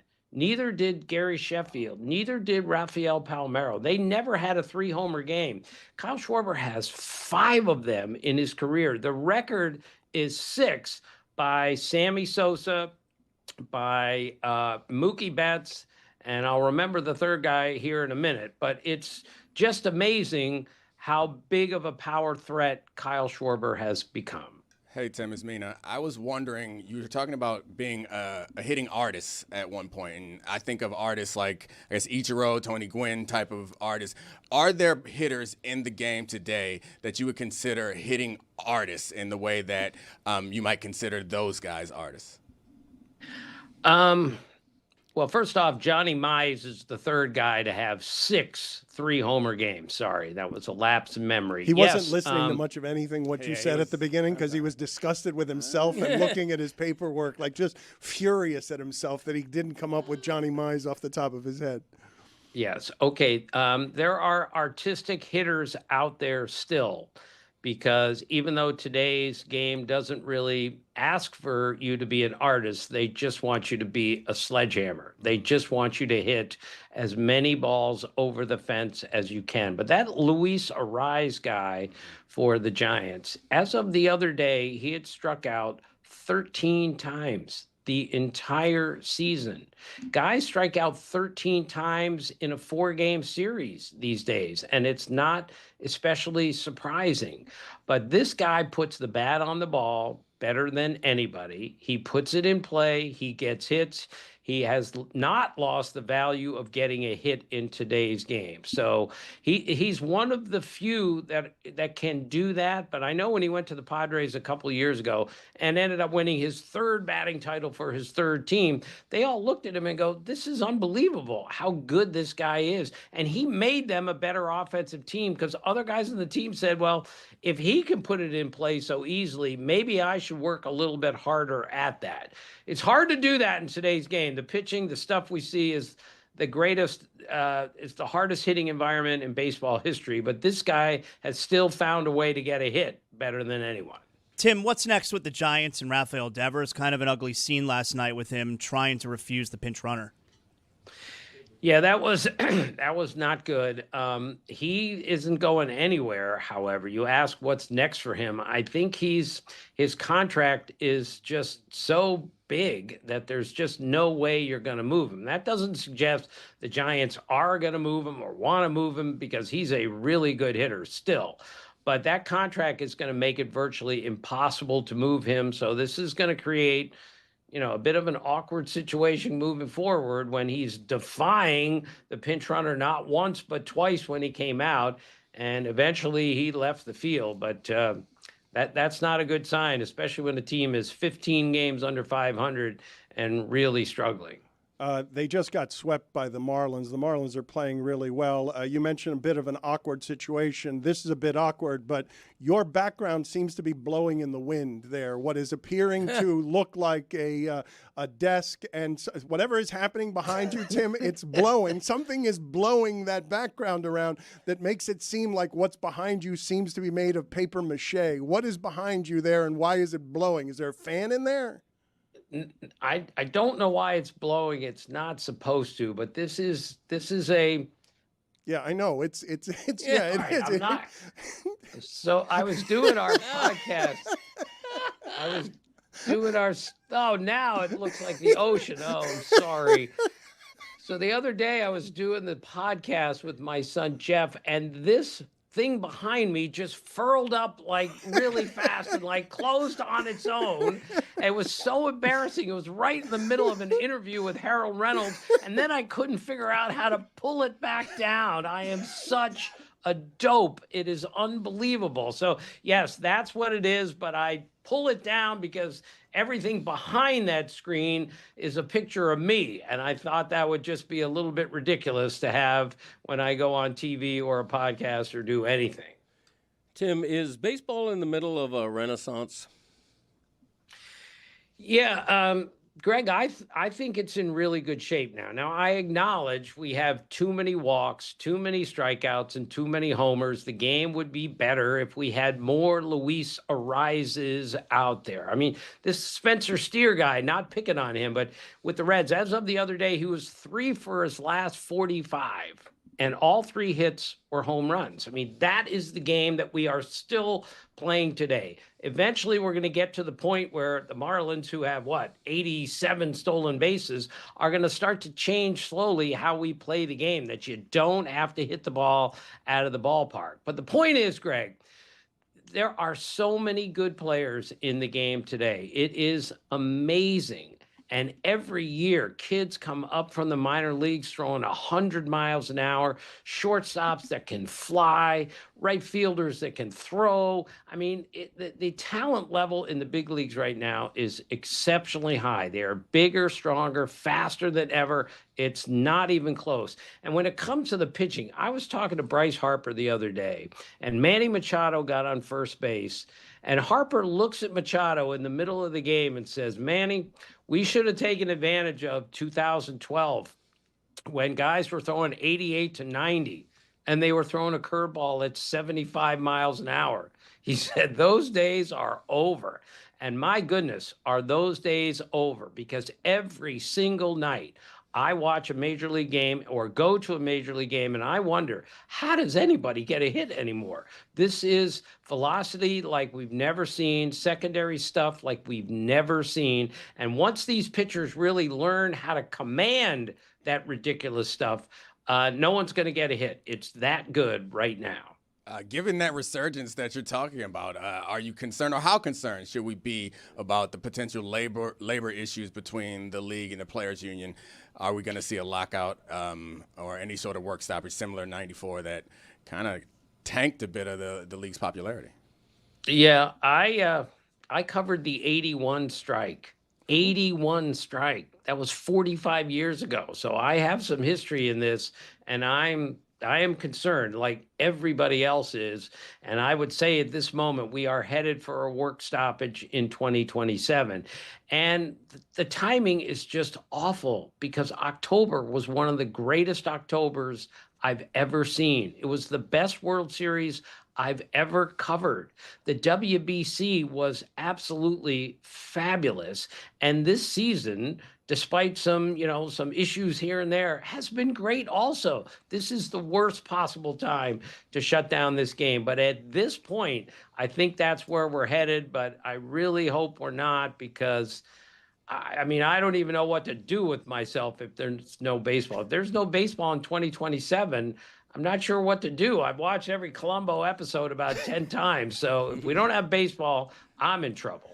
My parents still on Saturday nights watch Columbo wherever it's aired instead of doing it with streaming. They go home Saturday nights to watch Columbo. There are only 69 episodes. I learned this the other day because they're like, we're watching repeats now. There are too many repeats. There aren't that many episodes of Columbo. Can you tell me, Tim, whether you believe that there's going to be a salary cap? Because the owners want a salary cap, and I don't know whether it's the chief issue on this, but I think it's where the labor dispute, to me, it seems like the biggest issue. It is the biggest issue, and this is why most people think there is going to be a work stoppage, because it seems as if the owners are determined to get a salary cap no matter what. And the union is not going to allow a salary cap, period. Because if they cave in on this, then everything that Gene Orza, Don Fear, Michael Weiner, and of course Marvin Miller did is going to be lost. This is something that the union is, really strident about. So that's why I think we're all in trouble right now, is that if the owners are going to say we have to have a cap, then we're going to miss some baseball games in 2027, because the union at this point is just not going to allow it to happen. A very frustrated and hurt Jeremy has been trying to talk to his hero, Tim Kirkshin, throughout, and there hasn't been the space for it. So go ahead, Jeremy. Tim, Otto Lopez has been. Oh, I'm sorry. Breaking news out of the NBA, Shams Charania has just tweeted that Michigan coach Dusty May has agreed to become the new head coach of the Dallas Mavericks. Whoa. That is actual breaking news. I thought we were just doing a thing. From FAU to Cooper Flag, he gets, golly. Did anyone see that one coming? Where did that come from? He's got nothing left to accomplish in college, right? Like, why? What a perfect timing by Dusty May there. Go ahead, Jeremy. What did you want to ask Tim? I wanted to ask Tim if Otto Lopez should be the starting shortstop in the National League. He was 5th in the first round of voting, which feels like a shame because he leads the league in hits. He leads the league in batting average, like you were talking about. And he has the best WAR amongst shortstops in the National League. How great has Otto Lopez been for this Marlins team that's playing great baseball? Olo. Yeah, he's been great. And you're right, Jeremy. He should be the starting shortstop in the All-Star game. He has a 3.3 WAR, which is pretty hard to do when you're not even halfway through the season. Like you said, he's hitting 332 in a time when guys just can't get a hit anymore, which I have acknowledged multiple times. He's also got 15 stolen bases. The Marlins are a couple of games over 500. And yes, he should be the starting shortstop in the National League. Does Fernando Mendoza look like the cashier in a 1960s McDonald's poster? Does Hunter Pence look like the pirate forced to walk the plank after a failed mutiny against the captain, Jeff Samardzija? Does Draymond Green look like he has to sneeze?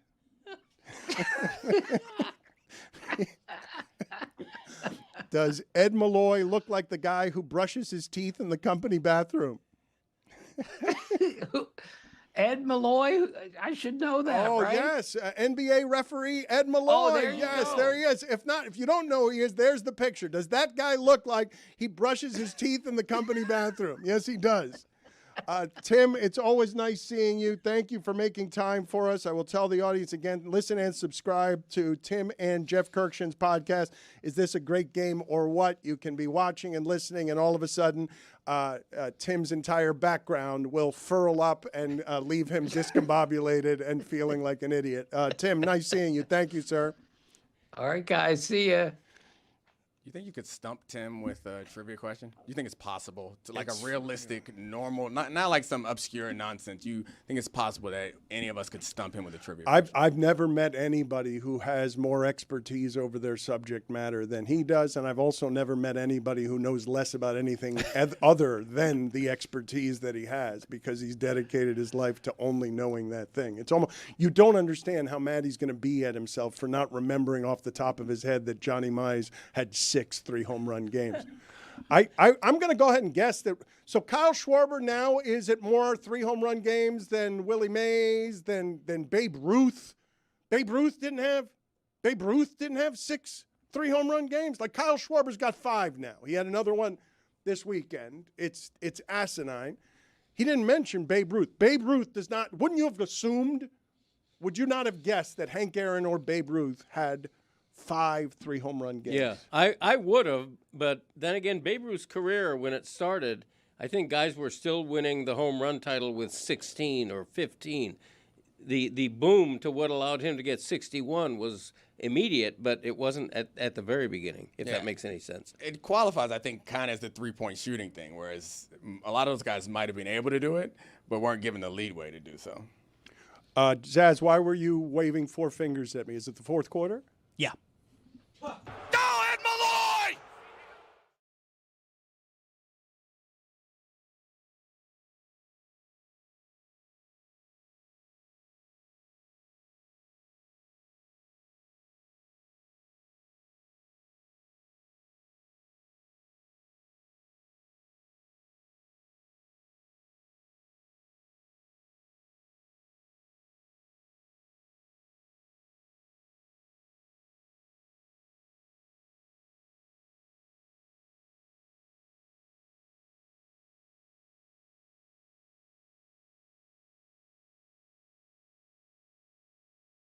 Nick, before we let you talk about the Steelers, you're in luck because we have the Love Doctor. The Love Doctor is here. He is ready. He is in his office right now. Dr. Greg Cody getting everybody ready for Mother's Day this weekend. And we have questions. The Love Doctor is going to have the answers. Who's up first? I know a lot of people are going to come to you and they're going to want to know, how do you keep it interesting? Me, I'm not interested in interesting. So how do you keep it predictable? How do you keep it ho-hum? How do you just let it just be? Was that Jason Tatum asking that question? Young lady, you are my kind of gal. That's my lane. That's my lane of romance. I invented predictable. Nobody has perfected the art of dull routine like yours truly. As a matter of fact, little inside information here, my wife and I schedule our naughty time months in advance, like doctor's appointments. Quite often, she'll have to cancel because she said something came up. Unfortunately, sometimes I'll have to cancel because something didn't come up. That kind of thing. It's a good look for us. Do we have another question for the Love Doctor here after such great advice? With Chris listening. Oh, we're doing it, baby. What are you guys doing, man? Oh, you want question number 2? Yeah, let's go question number 2. Oh, yeah, Greg. Hey, man, I need your help, man. So I'm out of town for Mother's Day, trying to figure out what can I get my girl for Mother's Day in another city. Oh, wow. Buddy, I'm worried about this. Not one, but 2 of the Love Doctor's marriages began rending like cheap fabric when Greg was either out of town at a sporting event or away at a doctoral conference. And the exes were doing the clandestine bumpy bump behind my back. Jack, I suggest you get your girl what you'd never expect, a private eye to keep an eye on her randy ass. You know about that randy ass, Nick? I don't like this at all. Thank you, Love Doctor. Don't go anywhere. We may go back to you. Appreciate you. I don't like this at all. Somehow, the least embarrassing Cody on today's show. Wait till Nick finds out that Chris, with Greg sitting nearby, admitted about a half an hour ago that when he's having a hard time becoming aroused, he thinks of his wife's twin sister to get in the mood. It was a shocking revelation. That's what happened, Nick. Shocking. That happened. Yeah, he did. No, he did. Yeah, he did. Yeah, he did. He did.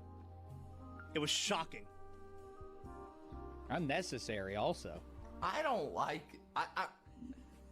This isn't... Again, I might need a mean here. This isn't K-Fab. K-Fabe? K-Fabe. Which is it? I don't know. K-Fabe, wrestling nerd here at your service. This isn't... Zaz could have Thanks, helped Mike Ryan. This isn't K-Fabe. I don't like this at all. And I would appreciate if you guys turned the music off. This is not great. So the Steelers. Are you ready to do your catchphrases? I heard there's some controversy around the. It's the Greg Cody Show featuring Greg Cody. He is counting down his top 50 catchphrases of all time. It has been a successful months-long joke. What is the controversy surrounding your catchphrase list? What is the issue? It's big. The controversy is that based on quality demand, the catchphrase countdown has suddenly increased from a top 50 to a top 60. What? That's What? right. And it's controversial. Of course it is. You told us it was a top 50, and we told you it was something you were making up as you went along, and that you weren't going to get the numbers right, and now you just changed it. He botched it to such a degree that there are so many good ones left that we're just pushing all the I knew that was going to happen, though. That's exactly what we were saying. Your brain beating me. How did this happen? What was the ruling? What did the committee get together and decide? How did it happen that it got expanded? Now, no one's going to complain about this because more catchphrases is great, but we told you this was going to happen, and we told you this was a sloppy list by you. The others, they all learn from me. Yeah, right. No, I looked at all the catchphrases remaining, and there was only 14 left, but there were like 20-something good ones. So I'm like, thank you. Let's go. Wait a minute. So how did you do it, though? Are there now? Is there now a new list, 50 to 60, or what are you doing? Everything.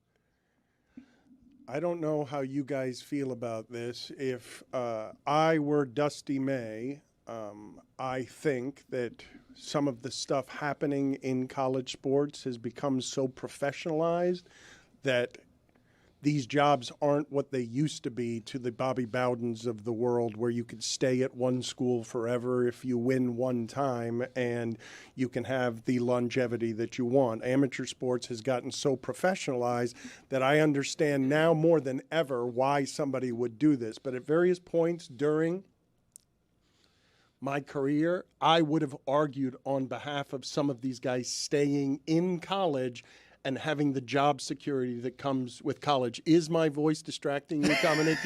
You're disgusted by how sick I sound. I don't think I'm going to make it to the end of the show.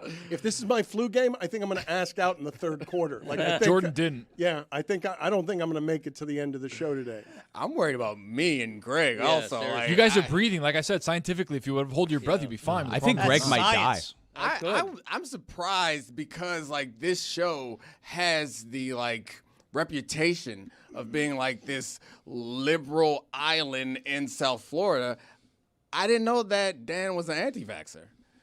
I took a COVID test, so I don't have COVID. COVID. You didn't take a COVID test. That's a lie. You're lying. That's what you have to say. That's a joke, right? What do you mean Since that's 2020, a joke? That's What a do you mean 2020. that's a joke? Everyone says anytime they cough, don't worry, I took a COVID test. They didn't. Such a lie. You know, Dan, you're supposed to take the thing and you swirl it around your nose for a good 10 seconds. No one does the 10 seconds, right? No. It's so uncomfortable. I did do the 10 seconds. Now, Valerie did wonder whether the COVID test I was using had expired because there hasn't been COVID expired, Dan. Let me tell you. But I did indeed take a COVID test, even though my employees are very comfortable calling me a liar in front of our people who believe me to be credible. And I'm telling you that no one here is going to get COVID. They might get a cold or they might get something else, but COVID's not what they're going to get. If indeed this test wasn't expired, it might have been an expired test. I couldn't tell based on looking at it. I mean, but to be fair, Dan, I know you would never lie. You're telling the truth. But ever since 2020, anytime anyone coughs and then you're around, you cough in front of people, you have to say, don't worry, I took a COVID test. Right? So, not that you're lying, but someone could be lying. It should be like plexiglass. We got to bring it back, some social distancing. Yeah. This man tried to hug me today, and he was like, don't worry, I'll turn my head away. It's like, I don't need us to go body to body that bad. The plexiglass thing was so insane because it just the top was open, so it would just go over the top and then back under the other side. It's like, what are we doing? I mean, it's a hurdle. I'm a believer in plexiglass. I tell you what, it's a hurdle. People who made plexiglass for a living, they were becoming billionaires during the pandemic. Is that right? Yeah, they really. It's quantifiable. Just like if quantifiable. It is. It is quantifiable. Thanks to Amazon, if you're making cardboard boxes now, go on. You're a billionaire. So things ebb and flow. Okay, put it on the poll at Le Batard Show. Is the person making plexiglass a billionaire, and is the person making cardboard boxes a billionaire? Mm-hmm. Dan, to be fair, the guy that invented plexiglass is for sure a billionaire. Right. Yes. He's saying that plexiglass has taken off the last few years to make several people billionaires. I don't believe that that's so. I believe that's empirically not so. Well, headline via Forbes, Greg. Yes. May 2020, rare coronavirus success story. Plexiglass dealers are booming. Wow. Thank you very much. Yes. And that's another Greg Cody first down. Hoo-ah. And that's a brand name, by the way. Capital P. Al Plexiglass is the guy making most of the money. Can't help it. 2nd and 13. He earned it. He did. He took a small sack. He scrambled to his right and lost 3 yards. He threw 2nd and 13 right after that first down when he said that the maker of plexiglass was named Huddle went Al over the ball went over his head. I know. Credit the tackler, not the runner in that case. We're going to get to Greg Cody's catchphrases in just a second because we have a very important update. But I don't know if Zaz winces when he hears the name Dusty May. Dusty May, we can now empty our Dusty May file here, which just has this question. I don't know if you ever heard it, Dominique. This question that that Zaslow asked Dusty May when he was on with us. Listen to this from Zaslow. Coach, did the winning feel better than losing in the Final Four with FAU?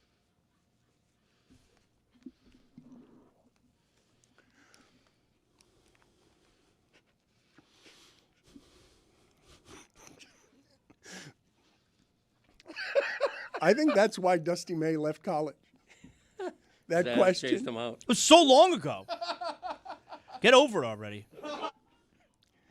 Time now for Greg Cody's top 65 catchphrases. Are we starting with number 65? Have we gone to number 70? You can wear the mask. No, you he can can't. wear the He mask can't. He while can't, doing actually. this. Yeah, He can't. I could. The mask is so tight that you Can can't. anybody Oh, no, I can. I feel like, the lung capacity, I think, might be a little. I think the mask is adding an extra hurdle Good. to respiration. Number That's- 65. No, we're still at 6. We haven't officially raised it yet, so we're still. You did last week. You officially raised it last week. You told us you were going to 65 last week. But it's like a law not taking effect yet. We have announced it, but we have not actually begun it. So it's elect. Yeah. President-elect.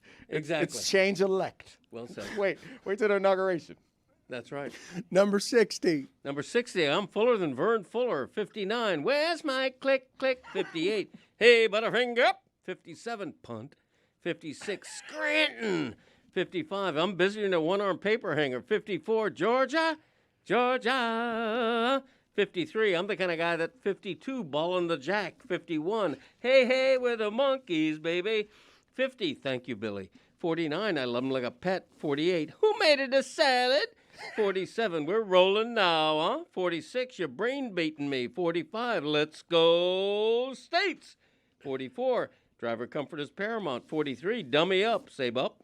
42, catch as catch can. 41, doesn't make it right. 40, so on and so forth. 39, very good.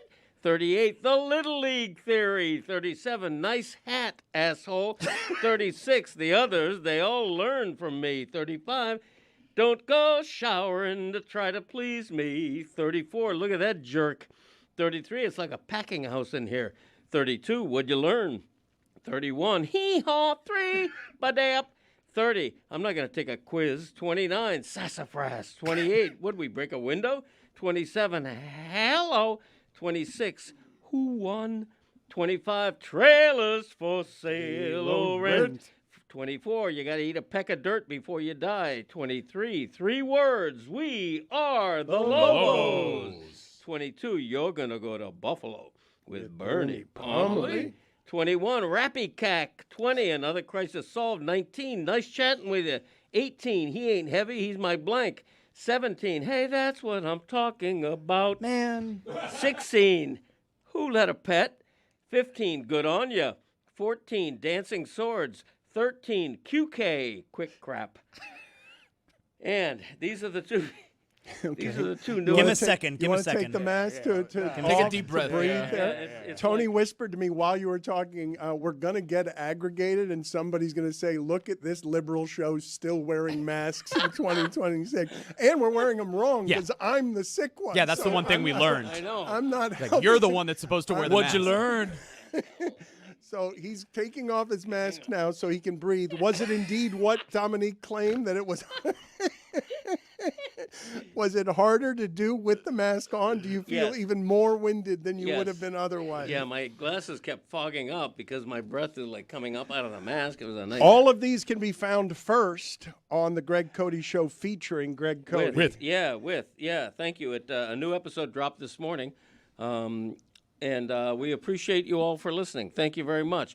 These are 12 and 11, which may not remain 12 or 11 because we are going to increase the countdown through demand, but it's either going to increase to 65 or 70. We haven't decided yet. So for now, these are number 12 and 11. So for now, President-elect Cody is very close to his top 10, but it's unlikely that we're going to get his top 10 anytime soon. We're going to have to wait more than a month because this is about to go to 65, or you just said 70. Yes. I thought it was 65, but now you just said it might be Yeah. 70. It's out of my hands.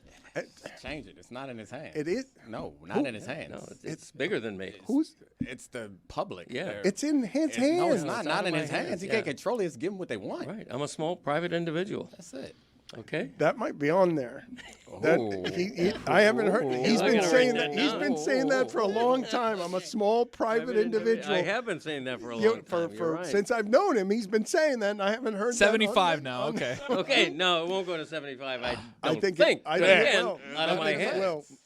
possible. Put it on the poll at Le Batard Show. Will Greg Cody's catchphrases go from a top 50 to the top 75? Yes or no? Does Greg Cody hold the record for the most catchphrases for one individual? Because normally it's like you get one thing. You get one catchphrase, maybe two. Yeah. Coming up on 75 is pretty impressive. Thank you very much, Dominique. I appreciate that. And there is a rumor that in honor of the United States, it might become a top 250 catchphrase. But it's not in your hands. It's not in my hands, and I doubt it because that would be absurd. Whereas 65 or 70, not absurd. USA could win the World Cup. Anything could happen. Damn right they could. Literally. Literally, anything could happen. That's right. You ready for number 12 and One 11? of the things that literally can't happen is the United States winning the World Cup. What's more likely? Look at that. United States win the World Cup, Greg Cody's list goes to 250. Greg Cody's list goes to 250 is more Greg likely Cody than 250 instead of America 250. Wow. Oh, yeah, there you go. All right, Whoops, Greg, okay. number 12. Number 12. Bay. Wow. That's what he says to control Jumping Charlie, Yes. even though Jumping Charlie is uncontrollable. It doesn't work. He just gets confused by what his owner is doing, doesn't trust him, finds him unstable, and then stops doing the bad thing So it for a works. moment because he's like, what is that? Why is he doing that? He has to look back like, what? It works, though. It doesn't it's work. amazing It how stops it him works. temporarily, but he goes right back to it. No, that's working. It works because it's such an unusual sound. It's like no other sound I make. You know, it's not like, hey, good boy, and then when my voice goes real high, he likes that. Who's good? Who's good? He loves that. Write sound. that down. Write that down. But when I go back, Who's good? Got to write it down. That might be on there. it could be. Okay, number 11. Blanking it. Now you just sneezed. And it took all of my self-control not to go sneezing it. That would be an example of what blanking it is. Yeah. Okay, so there. Number 12 and 11 for now. I thought blanking it was a for sure top 10. Absolutely, yeah. We got that's why we have to increase the number. Is that we're down to 10, and my prime list still has 16 or 18 on it. Now let me ask you something. So next week, potentially, we should be getting into the top 10. Are we going to know next week? Yes, Meaning, like, for sure. like, will next week either be the top 10 or it'll be the top 20? Yes, next week you'll know for sure. Because I can't, it's ridiculous. This bit Yes, has it been is going on ridiculous, for yes. months. But it's popular. Almost as popular as the Cody Cup World Cup website, codycup.thegregcodyshow.com. Everybody made fun of me last week when I said, hey, we're only in day one. We've already got 500 visitors. Well, now we're well over 15,000 visitors. So we got a lot of people coming to the website. Join it. Here's our new QR code if you want to take a pic of that and run with it. Cupping it. Exactly. Yes. Well said. Cupping it. CodyCup.thegregcodyshow.com is where you go if Love a you double want dot. all of Greg Cody's exclusive World Cup and soccer information. Also very popular. I see making a return there in front of Tony, not very subtly. The Things to Ponder file has made a reappearance. Tony, you want to take people through the long and distinguished history of your Things to Ponder file? I think you recovered it somewhere under some ashes recently because it had been lost, and I'm sure Dominique would like to play the Things to Ponder game. What is the history here that's relevant to the listener? So the beautiful thing about the Things to Ponder folder is that it has taken a beating. We did find it. We thought it was lost to the earth and to humanity, and it wasn't. We found it. So it's things that I've pondered throughout time for the last couple of years, and we've got some stuff that pretty prescient. Ooh, get them big words. AI question mark was something that I was pondering a couple of years ago. Let's see what else. Russell Wilson for $2 million or Tua for $55 million before he signed his deal. Things that make you think. China buying U.S. farmland. Hold on, I want to start with that one. Let's keep scrolling here. All right, I've got one that I've been pondering. First all lefty QB camp battle ever. Tua versus Michael Penix Jr. Battle of the lefties. Have we ever had a double lefty QB battle ever? I don't know the answer to that question. I do know that Mississippi State last year was the only team in the history of college football to have a left-footed kicker and a left-footed punter. They had both of those things, and it is not something that had ever been so before. Do you think the lefty quarterback still confuses me a little bit? I am still not used to seeing someone quarterback and throw with his left arm. So it's just like a right-handed quarterback, except they do the same things, but they do it literally with their left hand. So there you go. I'm glad I could break that down for you. Dominique, obviously you've been a part of many different teams and in the football industry. If you're a right tackle, trying to say he wasn't good? No, I said he was a great player earlier. I heard it too, Zaz. I said he was a great player earlier. That was Were you sarcasm, with a great facetious. many teams? You weren't with a great many teams. Name were them. you? I don't know. You were None- with none you of were my with friends here? Baltimore for a Broncos, while. Falcons? Broncos, you were Falcons. with Zaz, my Denver. only friend. There you go. Okay, of many great teams. None of them great, really, except that Yeah. Baltimore. Wait, the Baltimore team. team was a good team. Broncos team's really good too. We were 13-3, lost in the conference championship because Ben Roethlisberger kept picking on me that comeback. We were running cover zero. I couldn't quite cover the comeback and cover zero because you either get the 3-step or you go all season long. 3-step, you cut it off or you go. I was balling in that position. Then we get there, they do this slot motion so that they take the zero blitz away by motion to slot, picking off the end man on line of scrimmage, get a 2-for-1. They get 6 seconds. I'm running comebacks. Can I get some help? Champ Bailey's on the other side. Send the damn safety over here. Let me get a safety. And we lost. Again, great player, as you can hear. If you're a right tackle and you know that there's a lefty quarterback, are you telling your agent, like, hey, get me over there? What's going on here? Let's make some big money, some left tackle money over here. Your left-handed competition is interesting because my assumption is teams who have starting left-handed quarterbacks go ahead and look for a backup who's left-handed also. But normally there would not be a competition. So I wonder, is there like a challenge in having a left-handed quarterback and a right-handed quarterback in competition because you're like, hey, what are we practicing? My right tackle, my left tackle, who's more important? I don't know. Challenging. I wanted to ask you guys something from this weekend. I saw something about David Blaine and whether or not he deserves all of the acclaim he gets as a magician. And David Blaine is on the record saying he wishes to be regarded as the greatest showman of all time. Now, by itself, I think most of us would react by saying that's asinine.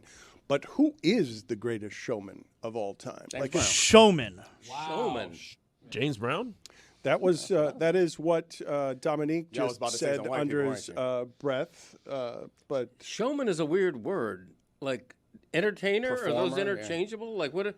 I would say that somebody who is a performer who the world would regard as something close to consensus as not ridiculous, the way David Blaine, when he says, I want to be the greatest showman ever, you can't even be it in the magician's category because Harry Houdini I assume, would get that among the magicians, but I don't know if a magician can be. Put it on the poll at Le Batard Show. Can a magician ever be the greatest showman ever? Because it can be an athlete.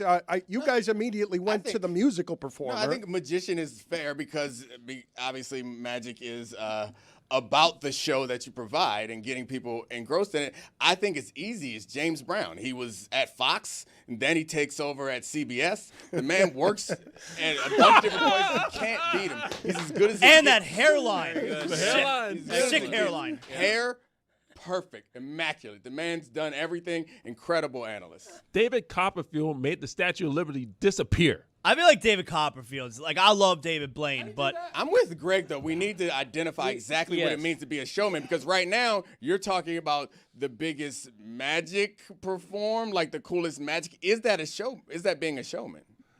It's anything in performance, right? Anything performed in front of people. So it can be an athlete, it can be a musician, it could I be actually think it's slightly different though because I think that the greatest showman is about the non-talent part of what you do, if that makes any sense. So like if you're a singer, because you're a tremendous singer, the stuff around it is the show that you're creating. It's that stuff. So I think I don't know if I'm making a ton of sense, but it's not how. Yeah, you're saying you're not famous for the thing that's necessarily just your expertise. It's all the packaging that you put on I think that's what showman is. It's the packaging. Well, James Brown, the singer, not the broadcaster, used to literally portray himself as a showman, right? You remember when toward the end of a concert, they would put a cape on, he would kneel down, they would put a cape on him. He was literally a showman, Put it on the poll at Le Batard Show. Can a woman be the greatest showman of all time? You said remember? I do not remember it, but I heard about it. Mm-hmm. There you go. He would there. have a cape put on him, and yes, he was very good at the theatrics. I'd also put this on the poll as well. Is James Brown's Funky Christmas the greatest Christmas album of all time? Who gets the credit? And I'm not talking about James Brown here. Just generally, when we're talking about showmen, sometimes there's some PEDs involved in their ability to create a great show. Does that make cocaine the greatest showman?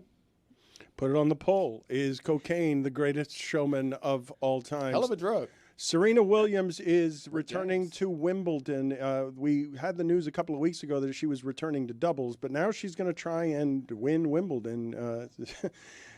This is curious for a number of different reasons, but chief among them to me is that once you get to 40 and have your identity stripped away as an athlete, you're basically mourning the person you've worked all your life to be. You're grieving that person's expiring. I believe it to be for athletes in the competitive fields, but especially in the sports that are as lonely as that one, like swimming, running, tennis. It's just a really lonely sport.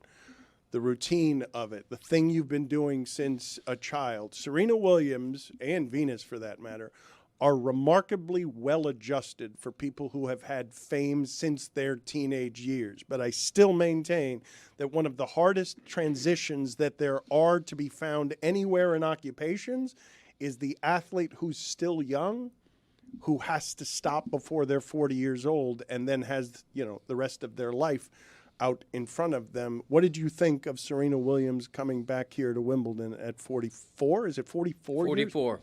Well, I think a lot of times our mind goes to the selfish place, which mine did, where it's like, I don't want to see Serena get dominated. That's not fun. But I think your point is a super accurate one, and I can relate to it to some degree, is it's unusual for your identity to be so tied up in what you do, especially when you're a kid. And if you remember when you were in elementary school or younger, you became a thing. If you were the fastest kid in your school, you were the fastest kid in your school. That was the coolest thing. You're a great athlete. Eventually, you get into other settings and that sheds and you find other ways to identify yourself.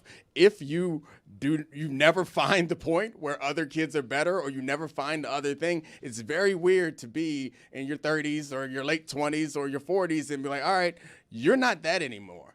And I think the point that you made about it feeling like the death and mourning it's partially true, but I think it's more about searching. And whether you know it or not, I did not anticipate being in that position. I retired. I wasn't forced out. I retired. I went on to do other things, like I'm going to go to business school and be someone else. And then it's weird because you're like, who am I? What drives me today? When I walk into a room, what do other people see? And being one of the worst things about being, at least it was for me, about being an athlete is being a former athlete, because no one wants to be identified as what you once were. Being identified as an athlete is fine. But now when the first thing on your CV or your resume is like, at least when people see you, is what you used to be. You used to be. Yeah, Didn't you used to be? Yeah. It's demoralizing, and I know no one loses sleep for these guys, but it sucks. But this is the other part of it that makes it difficult, right? It's not just losing your identity. It's that every single thing that you try after that doesn't feel as good as what you were already doing. And so you get lost. You're searching because nothing comes close. There is nothing that Serena Williams will be able to find. And I think I might even include motherhood in that. Like, as dangerous as that is to say, there is nothing that the athlete will find post-40 that feels quite as good as walking into the arena, dominating in front of people. It feeds the ego in a way that nothing else in work can. It's interesting that you bring up motherhood. I wrote, a while ago, I wrote like a pilot treatment for a show idea because I thought that it was interesting that I didn't think that very many people had the similar experience as athletes other than mothers. Like, mothers are the only kind of, in celebrities, who have that same situation where you can potentially be like a stay-at-home mom and your life becomes all of their life. Like your life revolves around getting them to where they are. You become known as like the mother to this person. And then at a certain point, they don't need you anymore. And a lot like athletes where you've had this great, impressive, incredible experience doing something amazing, but you can't put it on your resume in a way that buys you any credibility anywhere else. So like being a 40-year-old mother whose kids are now in high school or older or getting ready for college and don't need you as much. And then you're like, what do I do now? Who am I now? I've made this my life, and now I go into a place of work and it was like, hey, I want a job. What you been doing for 20 years? I've been doing the hardest job there is to do. What's that worth here? Why don't you holler at that mailroom and see what it's about? It's a tough place to be. The distinction I'm making, though, because I can see I get people, you're saying something different. Well, the reason I'm saying it, though, is because motherhood feeds many wonderful things, but the ego's not really one of them. Like there's a selflessness involved in motherhood done correctly that doesn't exactly fill the ego the way Serena playing at Wimbledon does. It does. It does. I mean, maybe not the same way, but there's an ego into the things that you're able to accomplish and the ability. So, like, at times, my wife has gotten more involved in some professional things. So I've taken more for the kids. Knocking out a day where you get all the kids to all their places feels incredible. And then when your kids do well at something, even though it's not you doing it, there is a pride and an ego in that, and walking into a room where you're the guy or you're the mom or dad whose kid is the most awesome one of all the kids. It feels great. Yeah. You remember what it was like. Greg wouldn't know. I do remember what it was like, actually. You never stop being a father, and now my granddaughter says my name. She calls me Pop, and every time she says it, I melt. I love literally. No, not literally. Okay. Figuratively. I love Serena Williams's attitude here. From everything I've read and heard, she's like, I've got nothing to lose. She knows she doesn't say this. I say it for her. She's the GOAT. Okay, she's always going to be the GOAT in her sport. Michael Jordan, always the GOAT, even when he was the world's worst NBA owner. Serena Williams has nothing to prove. So in doubles, Serena and Venus is 2 years older, 44 years old and 46 years old, playing doubles at Wimbledon in a week or so. They have nothing to prove. They won 13 Wimbledon titles as a doubles team. And so Serena's going to play singles knowing that she's going to lose. She doesn't expect to win this tournament. Okay, she expects maybe to win the first match or even the second match. You think Serena Williams goes into anything thinking she's going to lose? I think Serena is realistic, and I think that's part of her healthy attitude. I don't think she expects to win. I don't know. My guess is we're not going to get a new Serena Williams who is comfortable with losing. And I think that Greg brings up an interesting point that I hadn't considered. If we combine all the things that we've been talking about and like how difficult it is to change your identity, I imagine how difficult it is to be like, fine, I'm reclaiming who I was, and then find out that you aren't that person. And I think it would be great for what Greg is saying. It'd be great for Serena to have the perspective of, I'm always going to be the GOAT. What happens here doesn't matter.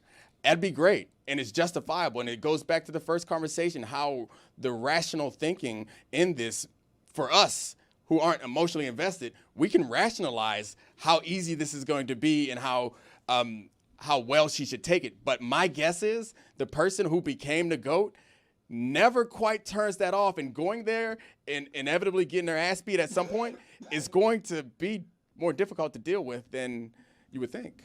You may be right, and I may be proven totally wrong, but I predict that when she loses in the second or third round to a woman who's literally young enough to be her daughter, I think her attitude is going to be, I'm so glad I did this, and she's going to have a smile on her face. That's what I predict. I think she'll say that.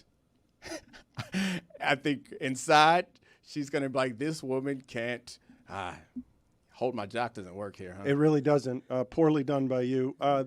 She's going to be the biggest star in the sport upon return. She's going to be the biggest story in the sport upon return. And the fact that Cody is sitting here thinking that Serena Williams is doing this with the mindset that she's going to lose, I do not believe that. Like, I think she will lose, and I think she will be proven to be mortal, but I don't think people at that level of greatness go into much of anything thinking they're going to fail. And I think she'll say the things that you expect her to say.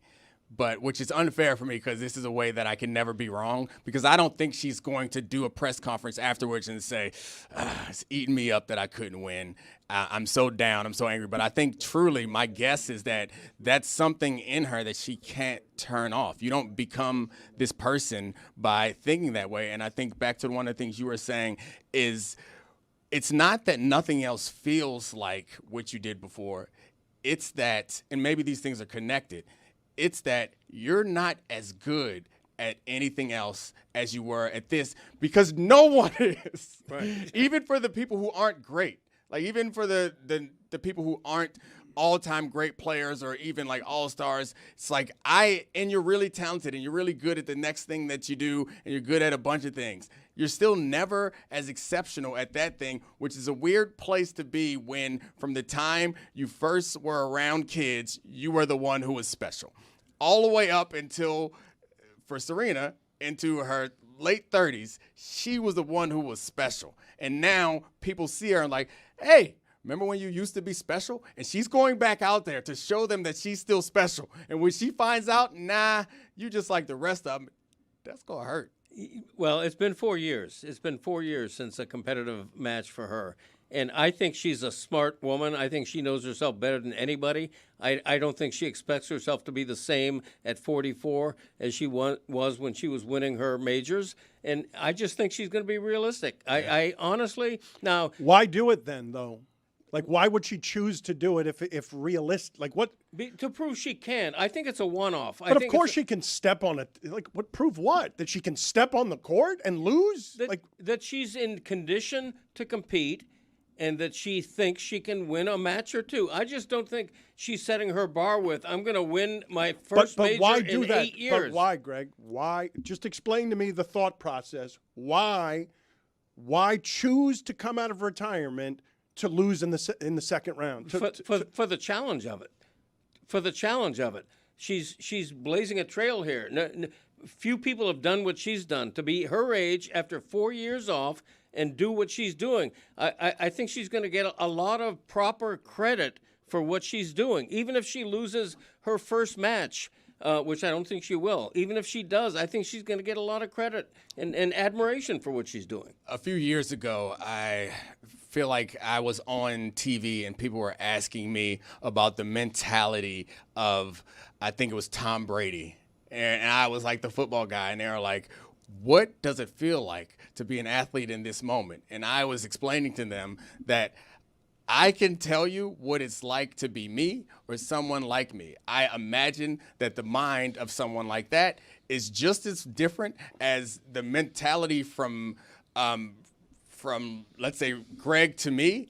The difference from me, a football player, to what it requires to be Michael Jordan of football, the mentality is different from that also. And I had experience being around Ray Lewis and Ed Reed and was like, I want to be like that, but that ain't like, I don't think that way. And I think the same thing is probably true of Venus. It's hard for me to imagine Serena. Venus and Serena, but especially Serena in this case. It's hard for me to imagine what it is like for her in this. And my assumption is those things don't go away. You don't turn those things off. That's kind of how you're wired. And I think that while Serena is a tremendously physically gifted athlete, my assumption is there were a lot of other women who were gifted physical athletes, but the difference, and you see this in the Rafa documentary that's on Netflix, the difference at that level, and I tell this to like kids that I've coached in the past, is like, I can't make you into the physical ability to be in the NFL. I can help you with the 1 or 2% that's going to make one person better than the next person, but there's some physical ability, and I think that what separates Serena from other physically gifted kids is that mentality, and I don't know that you can turn that off. I don't know that you can therapize it away. I think you can try to deal with it, but I don't know that you can, and if her serve is right, she might win the whole thing. Like the U.S. Dan, we have breaking news over here. Oh my God. Convicted felon Craig Carton doesn't like you. What he's saying. I'll allow it. So Craig Carton on his radio show the other day had a few things to say about you, Dan, when a caller called up and mentioned the things. So Carton apparently is close with Jim Dolan, all right? And a caller called in to his show on WFAN and brought up your name and things that you said, the things you said last week about Jim Dolan, and here was convicted felon Craig Carton. Did you happen to catch the things that Dan Le Batard said on his show the other day about James Dolan? First off, I didn't know he had a show. B, I don't care for him because he's an untalented hack who's he's a scumbag. I agree with that too. He's a self-appointed moral compass of America when he's had zero success in any platform he's ever been on. And if not for gambling money with his company down in Florida, he would be a no-name nobody. Nobody cares what he's ever had to say about anything. He's never had a #1 rated radio show. He's never had a #1 rated television show. He's never been the #1 columnist when he was a columnist down in South Florida. He just likes to tell other people how they should live their lives. And when he's not talking about successful people in media, he has nothing to say worth listening to. So I don't know what he said about Dolan. And I know you're not the bad guy here, Joe. I also don't care what he had to say about Dolan because I've never cared about anything he has ever had to say about anybody. And he's taking shots at me routinely. Has he had the balls ever to challenge me and bring me on the show? No. Because he knows he's a loser and can't stay in the same room with me when it comes to going back and forth in an adult argument or conversation. Is that it, or is there more? No, there's a little bit more. He went on about how you speak about other people, too. I can't stand people that make a living off of just putting other people in our chosen profession down. That certainly has been what's been going on the last few months. That's all he does. All he does is take what Boomer says or what this one says or what that one says, then comment. He's the woke scumbag is all he is with no talent. He's had no success at any level that he's ever done. Yes, he got a big check from DraftKings. Good for you. Nobody watches you. Nobody listens to you. So go out there and give your speeches and get out your high horse about how society would be better without people like me in it and, have at it. I feel bad if he has children. I would hate if he was my father. Yeah, be embarrassed. Hopefully he can't have kids. Populate the world with more of his bad takes on everything. He should just be happy DraftKings wrote him a check and shut up. So woke I'll take. No talent, subjective, willing to accept that as well. Scumbag, though, from the guy who spent more than a year in prison and lied to his family, employers, and listeners. Scumbag's a little far. But if you get up every morning, look in the mirror, and see one of those, you've got a special kind of expertise in this area that I do not have. Prison for a year. All I've said about Craig Carton is that he's still working, and that's an indictment of our industry because there are plenty of people who are not bright and loud who haven't been to prison who we can employ in our industry without giving that guy second chances, and he doesn't like that I keep saying that. But I haven't been to prison. He's the woke scumbag.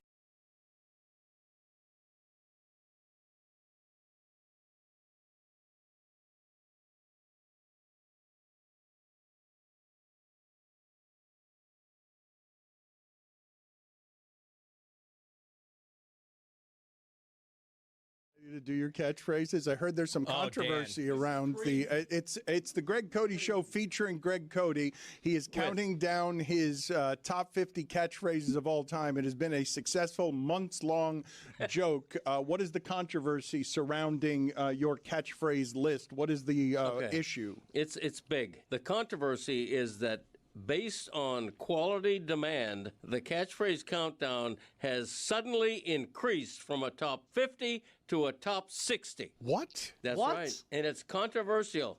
Of course it is. You told us it was a top 50, and we told you it was something you were making up as you went along, and that you weren't going to get the numbers right, and now you just changed it. He botched it to such a degree that there are so many good ones left that we're just pushing all the current that was going to happen, though. That's exactly what we were saying. Your brain beating me.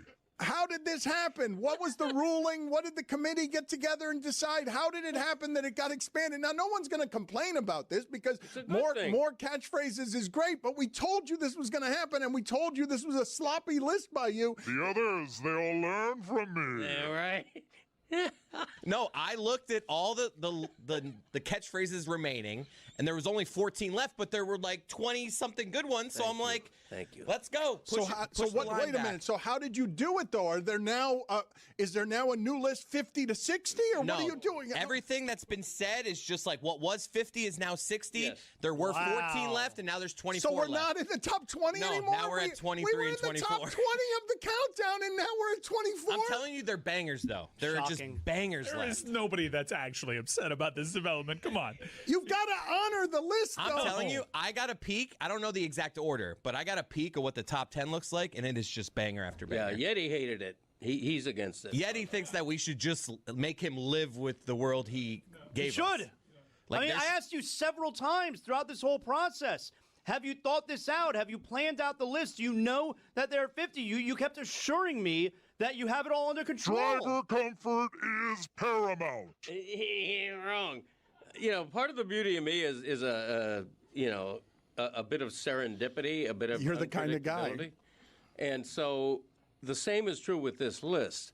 Okay, whenever you do a countdown, Zaz, bank this information for your future. Whenever you do any sort of a countdown, controversy is good. You want somebody to say, that sucks, that should be lower, or that's, wow, I can't believe that's not higher. So wait, so what used to be 50 is now 60. Yes. So we've gotten fraudulent rankings up to now. All the numerical rankings we've gotten up to now are all wrong. He can give you the updated, like number 60, he can give you the update of whatever. I know, it is. but they're all, every previous incarnation of this that we have given the That's right. American public and internationally has been wrong. I would say adjusted more than wrong. Adjusted. Maybe to Greg's credit, too, I've never heard of a top 60. Thank you. Well, how do we know it's not going to end up being 62? Because he's going to think of two more on his way home because he didn't plan any of this It out. would never be 62. It could bump to 65. It would never be a number like 62. We would obviously go in fives, Dan. Here's also the thing. This is a big question of mine. So you have left 10 out, which is why you are expanding it from 50 to 60. But the 10 that you left out are automatically like they're in They're the top top 24. 23. You're saying top 24. Yeah. But I'm telling you, he left bangers out. Right. This had to be done, guys. Yeah, it had to be done, like he says. Again, it doesn't have to be done if you're dealing with a responsible person who plans it That's at the true. beginning, as opposed to just making everything up as he goes along. No, listen, and we're in the sports business. We should know this better than anybody. Rankings always change. When I was born, everybody agreed Babe Ruth, greatest player ever. Not so much now. Rankings That was when I was change. growing up. It was a hot debate. Everyone agreed, though. Babe Ruth, that young kid's got a future. It was an argument back then on sports radio. Tris Speaker or Babe Ruth? That's right. Lou Gehrig was in play. Just as well. telegram in your thoughts. I have to go back to Chris Cody here because I'm not sure that I knew this. I have to go back. So you're married to an identical twin. That's right. Okay, I have questions. Go on. First, Not too many questions. well, I know your father's sitting right next to me. It's a little weird. Okay, so first question. No wonder they're into swinging at that house. Were you always able to tell them apart? Not at the beginning when we were just dating. Her sister has like a beauty mark on her face, so I was like, mine's the one without that. Okay. My next question is, a lot of times, your wife or your girlfriend will be like, you think my sister's attractive, don't you? You clearly think her sister's attractive. That's right. Undeniable. If you think your wife's hot, you think her sister is hot. My sister-in-law's hot. That's There, I said crazy, it. right? I've never said that to her before. No, you got to say that, though. Well, you must think she's hot. But Zaz, here's the deal. Everyone with a hot sister-in-law thinks their sister-in-law is hot. He's the only one who's allowed to say it out loud. Aha! That's the difference. That's true. That's true. Not like the rest of us are like, oh, my sister-in-law is terrible. Like, if you got a hot one, you're like, oh, my God, she's hot, but you just can't say it out loud. Yeah. And are they actually different? They're very similar in a lot of ways. So how'd you choose? The other one was taken. Papa Cody, wait a second now. You experience this. I mean, do you find one more charming than the other? At the very beginning, I too had difficulty telling them apart. But do you like, now that you've gotten to know, presumably both of them pretty well, do you think that your boy made the right choice between the two? I have to say that. I mean, of course he did. Oh, my goodness. Of course he did. Now. I love my daughter-in-law, but they're eerily alike. Now, not just physical. What I'm about to admit now is a little embarrassing. Go on. There are times, in marriage, you're going through, We know. you're We know, like, we know. it's just, this is I don't like where this is headed. I don't either. I do. Where sometimes you just like, if you're trying to keep things fresh, you just imagine it's the other person. Oh, no. That's an unbelievable admission. That What's is- the matter with you, man? I didn't hear Suey. Hey, guys in the room outside, mark that down. For Suey the record, revelation. did everybody see as one of society's great empaths? Did you see me try to get in the way? Did you see me try to dive in front of that? He refused. He went. He plowed straight ahead. He did. You guys never struggle, huh? Your wife clearly does not listen to this show. Sure what, doesn't. What, You got what in no hell did- worries what that did you this just is getting say? back to her. Tony, how you feel about that admission? Not great. Yeah, not great. Even though, admittedly, Chris says that his wife doesn't watch the show, which is good, right? Very so he good. feels like he can shoot from the hip here and not really be taken to task, like Dave said. Very good. But the issue is, sometimes some things are so flammable and so big that they peer through the veil of Chris saying, "Oh no, my wife doesn't watch the show," where she's like, "You said what?" That was Bigger than the show, man. Bigger than the show. Let's not clip this if we can. That was an incredible admission. It really Greg, was. what did you make of all that? A little bit unfortunate. I wish he hadn't said that. It could come back to haunt. You guys never struggle. Well, in the context of this show, you can always say, I was just kidding. Of course I was just kidding. But will she believe you? I was. Okay. What is the Nick Bobic? It's a 60s song. The name game. Nick Bobic. Banana Bofic. Me, my Momic. Nick. Rosanna, Babana, Rosanna, Babana, Rosanna, Babana. I'm the kind of guy that Nick. Who made it the salad? Hey, Butterfinger. Who made it the salad? Nick Bobic. Who made it the salad? Georgia. That's not correct. Very good. It's a parrot that says very good out of the side of its mouth. That's correct. What does this have to do with the name game? I'm not going to take a quiz. Rosanna, Babana, Who made it the salad? Me, my Momic. Let's go, States. We're rolling now, huh? That's not correct. Doesn't make it right. But damn. Don't go showering to try to please me. Do you like breathing hot neck on the neck of hot? Wow. Are you turned on? Do you like Dangling. breathing hot neck? What's going on here? Do you like Sexy. breathing hot neck? You have been dry humped many times. Intimate. You have been dry humped Wow. many times. Little pelvic thrust situation. I like that. Have you ever consoled a naked man before? What does it feel like to get dry humped? I saw pee-pee. I've never consoled a naked man. Breathing hot neck. I've never consoled a naked man. Many times. I saw pee-pee. People out there, stop sending me pictures of the hotel rooms with the chair, okay? Stop sending those to me. I like that. I like that. He was naked, Intimate. dangling. I would hold that thing really tight. How would you do it? What's going on here? Do you like Sexy. breathing hot neck? Do you like breathing hot neck? I've been dry humped. You never know. I've been dry humped. Many times. I've never consoled a naked man. Have you ever consoled a naked man? I've never consoled a naked man. Many times. You never know. I like that. You know what I'm talking about? Chris Cody and Roy revealed this to me. And Roy, I don't know the context of what it is that you guys were talking about that revealed this about Chris Cody. Yeah, Chris asked me what the sound from the first down for the Dolphins games were. And I said it's just a noise I've made throughout my entire life. It's just like one, like I just did it. Hoo-wah! Yeah. And to me, that's another Miami Dolphins first down. Well, let's find out. Hoo-wah! Let's find out if your dad knows, because he's not a real moviegoer. Instead of impersonating the sound, do you have the actual sound? Greg Cody, do you know who's making this sound? Hoo-ah! I do. Clark Gable. Come on. It's the famous actor. Rock Hudson. Oh, this is great. He doesn't know it. It's the no, it's the famous actor. And I got to pin his name down because I don't think you should be able to say this immediately. I don't think it's Robert De Niro, but I think it's in the neighborhood. In the neighborhood. Give me a second. Robert De Niro. Humphrey Al Pacino. Hey, there you go. If someone said that in his headphones, you're fired. Now, No, what movie? nobody said What that. movie? It's APEC. What?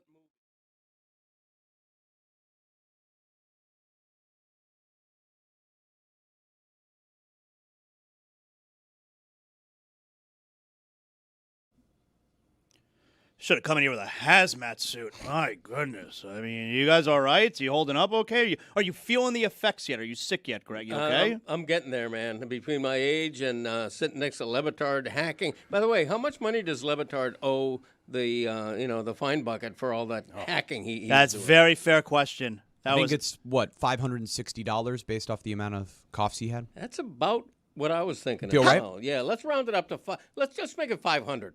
Okay. Wow, rounding down. Yeah, we don't want to penalize a sick man too much, but All he does owe the money. That's I'm just worried he's going to kill you.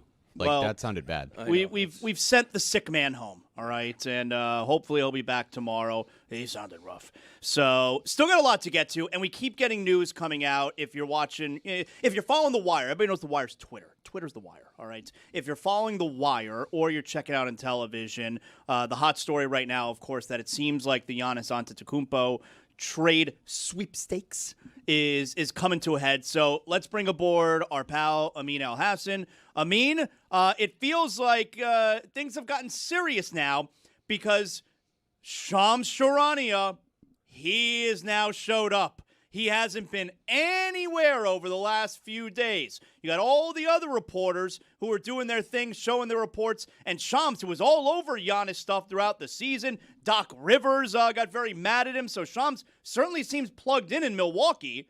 Now he finally showed up on Get Up just moments ago, or First Take, and he straight up said, like this thing's about to go down. So, Amin, what do we believe here? And if the Celtics are in fact offering Jaylen Brown, which it appears that they are, it's out there, do the Miami Heat still have any kind of a chance? Yeah, so I talked to Jim Owczarski, the Milwaukee Journal-Sentinel, yesterday. The prevailing belief is the Bucks don't want Jaylen Brown. They're enamored by what Jaylen Brown could bring, but they're like, that's not my job. That's your job, Brad Stevens. Your job is to find a taker for Jaylen Brown and to bring me this massive haul, and then I will accept. But it's not my job to take the thing that you're sending me and then turn it into the things that I actually want. And in that regard, that's kind of where Milwaukee is. This deadline, this whole thing, it's all self-imposed. There is no actual deadline. They can not trade him by tomorrow or Wednesday or Thursday or Friday or next week or next month or even all the way up to February. They don't have to do anything. And so they've been pretty adamant that they're going to hold out for what they want in the form that they want it. Why would they not want to keep Jaylen Brown? Zaz, I mean, the team's not going anywhere. Again, you guys talked about it all morning long, but I think we can all accept that Giannis is a superior player. And with Giannis in the lineup, they were barely 500. This team is not equipped to be competitive, not now, not for a while. They need a reset. They need a lot of options, a lot of assets coming back so they can restart this thing and build it right. And when you talk about Jaylen Brown, he's only like 2 years younger than Giannis. So you really just put yourself in the same situation with a lesser player in terms of, we still have to build, we still have to figure something out, and we still have to figure out if we need to pay him a lot of money moving forward. And unlike Giannis, he does not have the goodwill of, you won a championship in this city, you've created roots in this city. So Jaylen Brown just, in essence, represents a risk. It's not that he's not a great player. It's just, hey, we're not in a place to be in a relationship right now. Okay, so this is exactly what I've been saying for the last few weeks as far as why Milwaukee would not want Jaylen Brown. It's for a couple reasons. Number one, like you said, they were not a good team with Giannis, who is better than Jaylen Brown. So why would they then want to replace Giannis with Jaylen Brown? Because we also have to assume if Boston's going to trade Jaylen Brown to Milwaukee, Boston's not also giving first-round picks. I mean, maybe they give this year's first-round pick, but it's not going to be multiple first-round picks that you're going to attach to Jaylen Brown. And then on top of that, if Milwaukee's going to rebuild, which is what you trade Giannis for. Like, you trade away all your picks for Drew Holiday and for Damian Lillard, who you're still paying. If you're going to trade Giannis, you need to rebuild the team. You don't rebuild with a guy who's making $60 million a season on a team that wasn't any good. So with that aside, I'm still going to make the case. Miami's offer is better. Miami's going to offer multiple first-round picks, and they're also offering a couple of young players potentially who are cost control. Kelly Ware, maybe it's Jaime Jaquez Jr. So, like, am I crazy for saying that even if Boston is offering Jaylen Brown, the Heat's offer is still better? Again, I think you have to consider what Jaylen Brown would fetch on the market. And I think you could argue that, in theory at least, I could probably get a lot more or a lot better for Jaylen Brown. You have more than 3 first-round picks? For Jaylen Brown? Yeah. Maybe. I mean, that's not out of the question.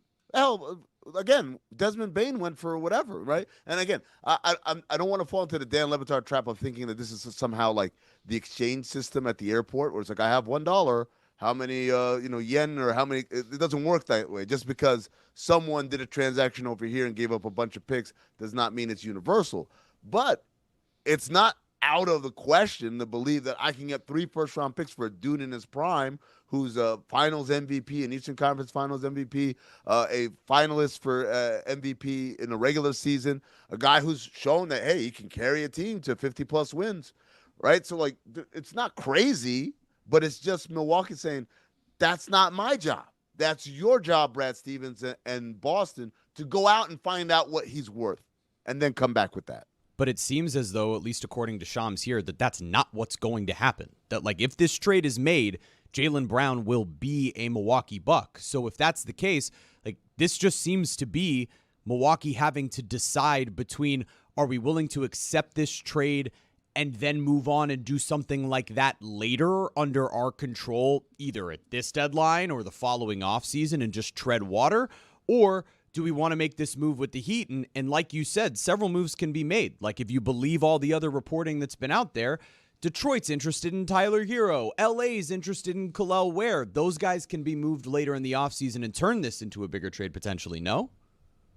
Yeah, and I think the interesting thing to remember is that the Bucks don't have any picks coming in for the foreseeable future. Right. They owe a pick in 2027. They owe a swap in 2028. They owe a pick in 2029. So, like, they've got picks going out and they don't have picks going in. So even if we can agree that, hey, I think I'd rather have Jaylen Brown than Tyler Hero and Kelly Ware and the band of merry men that come along with that, exists in a vacuum, meaning – wait a second, I still don't have an avenue to improve my team on the cheap, which is what picks are all about. Right. It's not just like, oh, this guy could become the next Wemby. It's, hey, this is how you fill out a roster with people who are good but aren't getting paid market value. I mean, it feels like Milwaukee getting Jaylen Brown would be like getting a house to flip it, but then you realize you're at the top of the market and you can't really sell it for what you thought you could sell it for, and then you're like, what do we do with this? And you want somebody else to sell it for a distressed price and not for you to do it. And it feels like if the deal is just Jaylen Brown to Milwaukee, they're going to be a 43-win team in the East, and it's going to be the same thing that they were last year with just a different leading man. It's like, why is that deal making sense for them? Because they're still, you're right, Tony. They're still in the same spot. I don't have picks. I owe picks. And I still have Damian Lillard's dead money on the cap. So I don't really have a lot of it. Their money isn't awful, but it's not like, we have a ton of cap space. So you're telling me, hold on, I don't have the flexibility to sign people. I don't have picks to add good people for cheap. And if we're talking about trades, who am I trading? Kyle Kuzma or Bobby Portis? Which one of those guys is going to bring me back the type of talent I need to be successful with Jaylen Brown? Again, this is not a knock on Jaylen Brown. I think he's a great player. I think he can be the centerpiece of a team that wins 55, 60 games, goes deep in the playoffs, depending on what its supporting cast is. We just saw with the Knicks, good enough supporting cast. Maybe you can win with Jaylen Brown as your number one guy the whole time and not like what it was a couple years ago. But that involves being able to build something around him. And the reality is Milwaukee does not have the tools to build around someone. If they did, they'd just keep Giannis and build around him. Right. I mean, we've been assuming, based on what the Bucks themselves said, We've all been assuming, I think, that a deal's going to happen on draft night or later today or what have you. I'm very much getting the impression from you that you think it's a likelihood that it's not going to be done tomorrow. Yeah, Greg. I mean, the only reason why we've had this date, these Tuesday or Wednesday in mind, is because that's what they said. They said we're gonna get it done before the draft. So what changed? Like what I gotta changed? I mean, what changed in what regard? Because that's I'm not saying anything's changed. Yeah, I'm but just being saying able to that- use these picks this year, putting something in front of your fans immediately after trading away Right. your star player is pretty important. Sure. Unless there's another deal that's even better that involves picks that are not this year, which is totally believable. Could happen. My point is this. This isn't like a real deadline where, hey, after this date, you can't make transactions. This is them just saying, I'm going to get this done by Tuesday. And we're taking their word for it. But they can change their mind. They might have not even been telling the truth the whole time. Maybe they had them, like they were trying to do that to kind of coax people to get better offers in the short term. Maybe that conversation has started. Maybe they'll extend the talks. All I'm saying is you can't take their word for it as if it's by law it has to happen by tomorrow. They have the ability at any point to change their mind if they don't think like they're getting the deal that they want. I mean, if the Bucks called you today and asked you to advise them, you're the consultant, what's the decision you would tell them to make? I would probably say, hey, let's work with Boston to find a third team. Because I think a Jaylen Brown package could be enormous, right, in the right situation.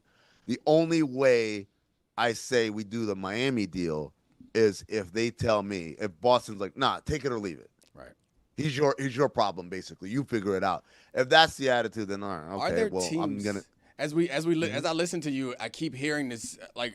Obviously, we all see Jaylen Brown as a great player who can be high in the MVP numbers and be on a great team, all that stuff. Like, he's a talented player that is worth considering building around. But it doesn't feel like he's being treated in that way. Like, is it possible that he falls in this this mid-range place where it's like he's a superstar player, but doesn't feel like teams are clamoring to give up the amount of picks that you would want to make him the centerpiece? So there are, I think, there's levels, right? Mm-hmm. There are players where you say, I don't care. I don't care what my home life is like. I'm bringing them over. Right. Yeah. You're coming over to my Gotcha. house. Right. And then there are others where it's like, wait a second. Okay, right now I'm kind of sleeping on the couch. I'm not quite ready to be in a relationship with you. It just wouldn't work out. And so I think that Jaylen Brown is of the latter. He's not, if it was Victor Wembanyama, we'd be like, I don't give a damn. I'm homeless. You want to go out with me? Let's go out, right? Versus Jaylen Brown, I'm like, well, let me make sure the house is clean and all that, so I can at least kind of guarantee we've got some sort of runway here. And so that's from the perspective, Dom, of the league. Right. Who would be a taker? Milwaukee can't be a taker because they're just not in that situation. But Portland is an example. Portland could be a taker. Maybe Portland gets in and say, yeah, no, we're ready. We're ready. We have a supporting cast. We have the ability to surround him with the talent that he needs to be competitive right away. And as a result, we'll be willing to pay an extension that is very lucrative starting in a year or so. So that's the problem. If you're not ready, then he's not good enough to justify paying him all the money, going all in, and then not having any avenue to kind of give him the pieces that he needs in order to be successful. At this point, though, I mean, Jaylen Brown's not going to be on the Celtics at the start of the next season. Jaylen Brown strikes me as the guy who is not going to take kindly to this deal falling apart and, hey, we'll see you at training camp. In theory, yes, but I remember when Kobe Bryant told a 16-year-old with a cell phone cam that he wanted to get traded because the Lakers wouldn't trade Andrew Bynum for Jason Kidd or something like that. But in that case, Kobe was the guy calling the shots. Like, Kobe was the one saying, I want out. Jaylen Brown doesn't necessarily want out. Well, I mean, I'm just saying that guys can be in their feelings and then be out of their feelings. It's just normal. It is, as much as I hate to agree with Dan, it's a business. And at some point, I can feel disrespected in that way. And then I come back, and by the way, Jason Tatum still isn't 100%. I can still prove I'm a better player, which I truly believe he thinks that he's a better player than Jason Tatum. He has an opportunity to go out there and prove it immediately. And, you guys don't respect me, I will make you respect me. He has that opportunity in front of him. And again, also the other part of this is the Celtics can offer him this massive extension. And in the history of our game, money's pretty, if it's not undefeated, it's damn close. Amin, it is your time to shine. Let's get to your World Cup observations. It is time for to share his World Cup game notes. No one in the media will tell you what happened better than my boy. World Cup observations is brought to you by Miller Lite. Legendary moments. Start with the light. You catch what Dan had? I know. It's contagious. Guys, because Dan's not here, the World Cup is usually a time for peace. World Cup is usually a time to bring people together. Fortunately, the World Cup sometimes brings a divide. Right now, the world is divided on whether Alexi Lalas is terrible and needs to be off the broadcast with Zlatan and TT, or is Alexi Lalas terrible and needs to be on the broadcast with Zlatan and TT so they can keep making fun of him. I don't know all these people that get him off. I'm like, no, leave him there. Let them roast him every opportunity. You guys see this when they're messing around? They're juggling the ball and pass it back and forth, and Thierry acts like he's going to pass it to – and the Lalas is so ready to receive, and he goes, oh. And the smile on TT's face, man. I love it. I'm like, don't stop. Keep it going. Let's keep having Zlatan do lie detector tests and then have to defend the results in front of Alexi. Let's have him call Alexi an ignorant person because he doesn't know the difference between arrogance and confidence. I want all this all the time, nonstop. Turkey. Excuse me, Turkey. Oh. If you're going to insist I call you by a certain name, you got to score. Can we agree to that? Like, you can't go 0 for the World Cup. And my name is 58. Speaking of names, shout out to Akbar Bajamila for pointing out that U.S. Ford Falarin Balogun's name is not pronounced Balogun. How about that? We're going to pronounce the ethnic names the way they were meant to be pronounced. And not, I don't know, Americanize them with a little hard K sound at the end of their name. I'm just using an example. Random hypothetical. You guys know about Balogun's story, by the way? This proud American? Y'all know about this? I don't think so. You don't? I don't know. I'm not sure. What? Tell Greg. So his name, is, the reason why Akbar is correcting is Akbar's of Nigerian descent, and so is Falarin. Falarin is a Nigerian, son of two Nigerians' parents who conceived him, and he was born in New York City when they were on vacation. They were on vacation, and his mom, the airline wouldn't let his mom get on the plane to fly home to England where they lived because they felt like it was a health risk, so they had to stay. She ends up having the baby here. They end up going back to England. He lives in England. He grows up in England. He's an English kid. Hey, he's American. Of Nigerian descent. And then it's like, wait a second, though. But you were born in Brooklyn? Let me see that passport, buddy. And that's how he's on the American. I like it. I always wonder about that. Like, if you're on vacation and you probably shouldn't be traveling if you're that pregnant, but if you're on vacation and you have the baby in a different country, like the baby's of that, nationality. Different rules for different places. Not everywhere I like operates that way. We do, though.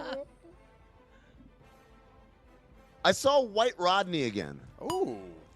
Dominic, you missed this story. This is an update to a story I told probably about a year or so ago. I was at the airport, and an American Airlines employee named Rodney helped me out. And I was confused. I was like, but he's white. And so I came on the show, and I said, I met a White Rodney, and I did a whole bit on it. And apparently one of his coworkers listens to the show. And so he showed it to him. He's like, oh, my God. So the other day I'm flying, and who should I encounter? But White Rodney. And he says, I heard what you said about me. So he pulls out his driver's license, and he shows me. His name is, in fact, Rodney.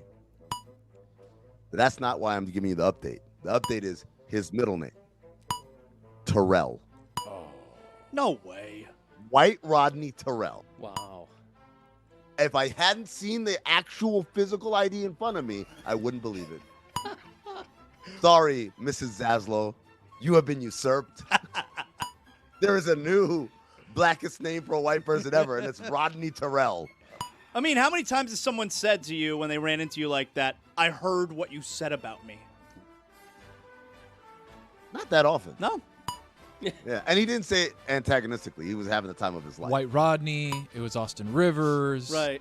Yeah. Well, Austin Rivers didn't run into me and say, I heard what you said about me. Oh, black. Austin Rivers, a long time ago, said, oh, what have I done to you?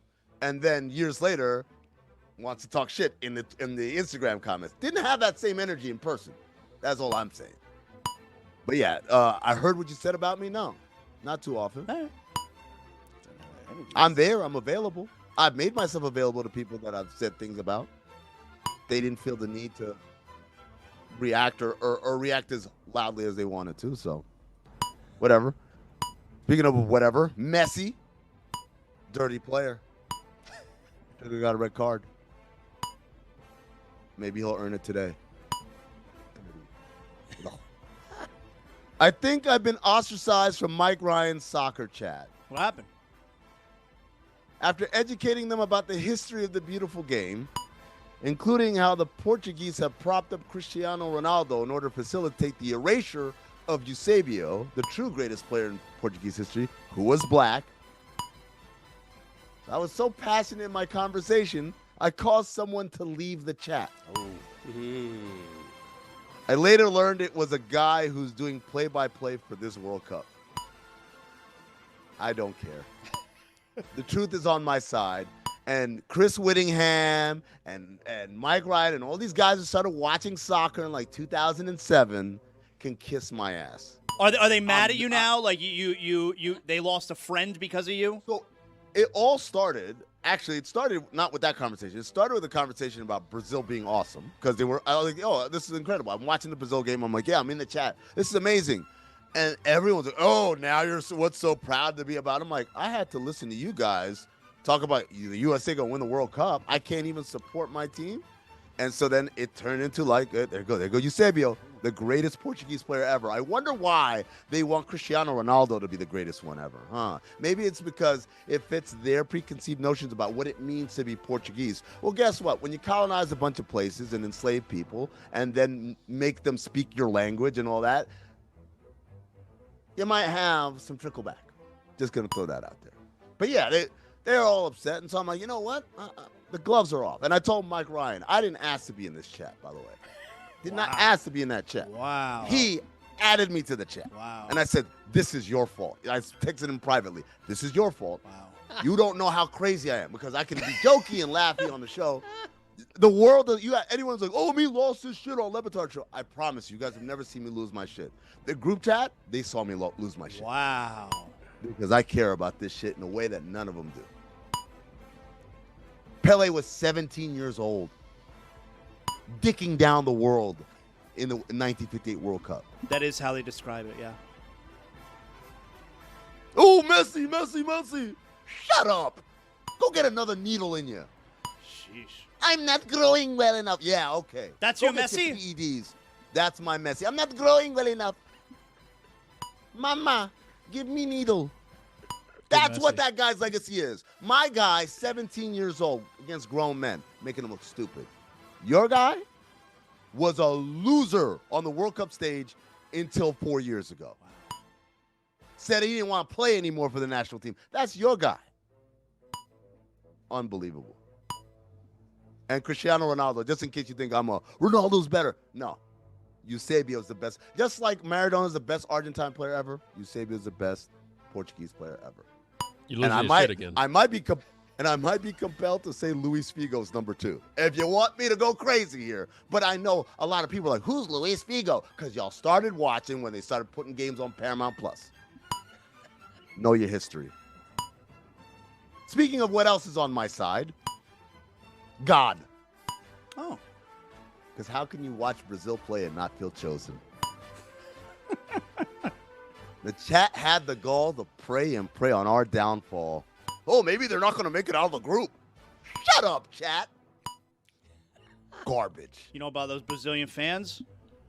They're good fans. I know a lot about the Brazilian Good fans. You know about those Cabo Verde fans? I do. Good fans. How about that? Yep. That's the feel-good story now. Okay. Was Algeria until they lost. Now the feel-good story. Cabo Verde. All right. Yes, man. Speaking of gall, because they had the gall to pray for my downfall, Mbappe's going to shatter any World Cup record. I know Messi's like a goal away, or he just tied, for the most goals scored in World Cup. Don't worry, buddy. Don't get too comfortable. Rent, don't buy. Mbappe's coming. He might get it this tournament. He might get that shit today, by the way. Ridiculous. What else is happening today? This is amazing. Oh, by the end of it, we'll all have witnessed a lady and not believed it. Or as they say in Australia, Senegal, Norway. Senegal, Norway. Norway. I can't do it. You know what, guys? Hold on. It's a hydration break. Hold on. Hydration break. This hydration break is brought to you by Circuit City. For all your home electronic needs, go to Circuit City. Hydration break over? Okay. Yeah. Time for another edition of the show within the show within the show. That's right. It's Back in My Day, World Cup Observations Edition on the Dan Le Batard Show. Back in my day, we called offsides in real time. Pass the ball, the guy's behind the last defender, guy on the side, which we called a lineman, not a referee, assistant referee. He's called a lineman because he's on the line. He had a flag, he raised the flag, you're offside. We stop, we go the other way. Now, we're letting the guy play it out, and he's scoring, and he's celebrating, and we're getting crowd shots, and we're getting the whole team dogpiling, and the score ticker updates 1-0, and then someone's like, actually, he was offside. No. If you didn't catch it in real time, tough luck. It's a goal. We got to stop with this whole, give me 10 minutes, I'll figure out whether it was an offside or not. Can you imagine that in the NBA? Oh, he stepped out of bounds, but he makes a shot, and we're like, well, did he step out of bounds? So hold on. You guys keep playing. I'll figure out. He might have stepped out of bounds. Did he step out of bounds? I mean, it literally happened to Max Strus. Max Strus, yeah. Yep. We'll never forget. Cost the Heat an Eastern Conference championship That's in right. 2022. Probably a title. All right. Well, that's stupid, too. Speaking of stupid, Turkey and Ecuador should have to play a game against one another. And if they can't score, then they can't go home. Both these teams, I don't think they understand the aim of the game is to get it to the goal. Not at the goal, not over the goal, not the side of the goal. Definitely not pass that shit 700 times and then not shoot. Score. Call it the Stormtrooper Bowl because they keep missing shots. There's another bowl game going down today. Austria versus Argentina. I wonder what they have in common. What? Uh-oh. Argentina could go to hell. Those are the World Cup observations. Very good. You guys didn't get it. Someone's going to get it. Thank you, Amin. I got it, Amin. Thank you, Amin. Before we let you go, Amin, we do want to get your thoughts, though. Big news of the day so far in the NBA is actually not Giannis Antetokounmpo. That trade has not happened yet, although Aaron Wiggins. That's right. There was breaking news earlier that the trade is going to happen before the draft tomorrow. Okay, fine. But Dusty May leaving Michigan to be the new head coach with the Dallas Mavericks. Should we be surprised with this, Amin? It feels pretty shocking. It's shocking because he came on our show and told us about how Michigan was the last job he's ever going to have. He spoke so. You would have thought this man was Mr. Michigan himself, J. Michigan Frog, right? The way he was talking about being a Michigan man. And months later, he's gone. Now, I get why. That's a good opportunity, man. That's the Dallas Mavericks. They've got a young superstar in the making in Cooper Flagg. They've got one of the best architects of teams out there in Masai Ujiri. And it's an NBA job. And the reality is an NBA job is always going to be better than a college job because you don't have to worry about did they go to class and what's the GPA and stuff like that. You can just coach basketball. So I understand, but I just thought you guys should dig up his interview. I can't remember whether it was the one after the title or before the title, but in one of them, he was swearing up and down like this is the last job I'm ever going to take. So I hope he continues to be our friend so we can ask him and give him a hard time about that. It's Michigan J Frog. Oh, it's not J Michigan Frog? No. That's his brother. There you go. Amin, excellent job. Appreciate you, man. We'll talk again soon. Where's that woke scumbag? Do you guys know Amin's a film director, according to Google? What? Really? What does it say he's done? I can think of only one type of film that Amin would direct. I mean, I just typed in Amin El Hassan before I got to anywhere else. It tried to autocomplete and said film director. I was like, oh, okay, cool. What if you do that for your name? You put in Dominique Foxworth. What is the auto fill in the blank there? What's the most interesting one it Dominique fills in? Foxworth, good player, bad player. It says sexy mother. Oh, wow. I don't think I can say it. I don't think I can read this. You ever click on that Dominique Foxworth net worth? That comes up, right? What? No. Oh, really? I don't know. I mean, I never Google my own name. I'm me. I know all I need to know about me. I mean, I know that's come up when my name has been put in there, Jonathan Zaslow, Really? and then it'll say net worth, and you click on net worth. Well, I'm going to Google it. Let me Google do it. I You gotta got money? find out. Yeah. I mean, What's tell me yours? what it says right now. I know what it said the last time I was told what it says, but What'd it say? it said between $1 and $5 million. Nice. That's got money, Great, bro. you know? Is that true? That's got money. Yeah. Is that counting the stocks and bonds that you never cashed in to go get the John Cena tickets with? It's funny that you bring that up, Amin. I haven't even cashed them yet, okay? Because here's the thing. You got to go into the bank. When's the last time you went into the bank?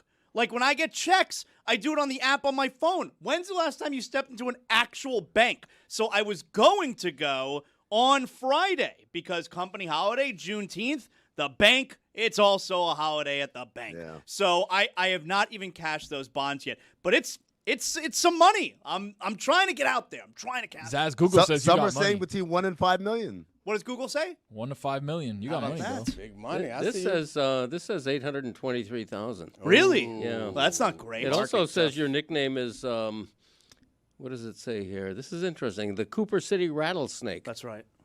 What the hell does that mean? What do you mean? What does it mean? I'm asking you. What does the Cooper City Rattlesnake mean? Rattlesnake. So this might throw you guys off, but I just came from a flag football tournament with my son, and you see the teams that you're going to play, and I was guessing the racial composition of the team based on the mascot. I heard rattlesnake. I see snakes. Always, I'm like, yeah, it's a white team. You afraid of snakes? No, I'm not afraid of snakes. I had a pet snake when I was a kid. Really? Yeah, one of my roommates. You were a snake kid? One of my roommates when I was in college had a snake. He went home to see the birth of his daughter. The snake got out. We didn't know where the snake was. Snake was laying next to my bed for like a month, and I just didn't know it because Alive?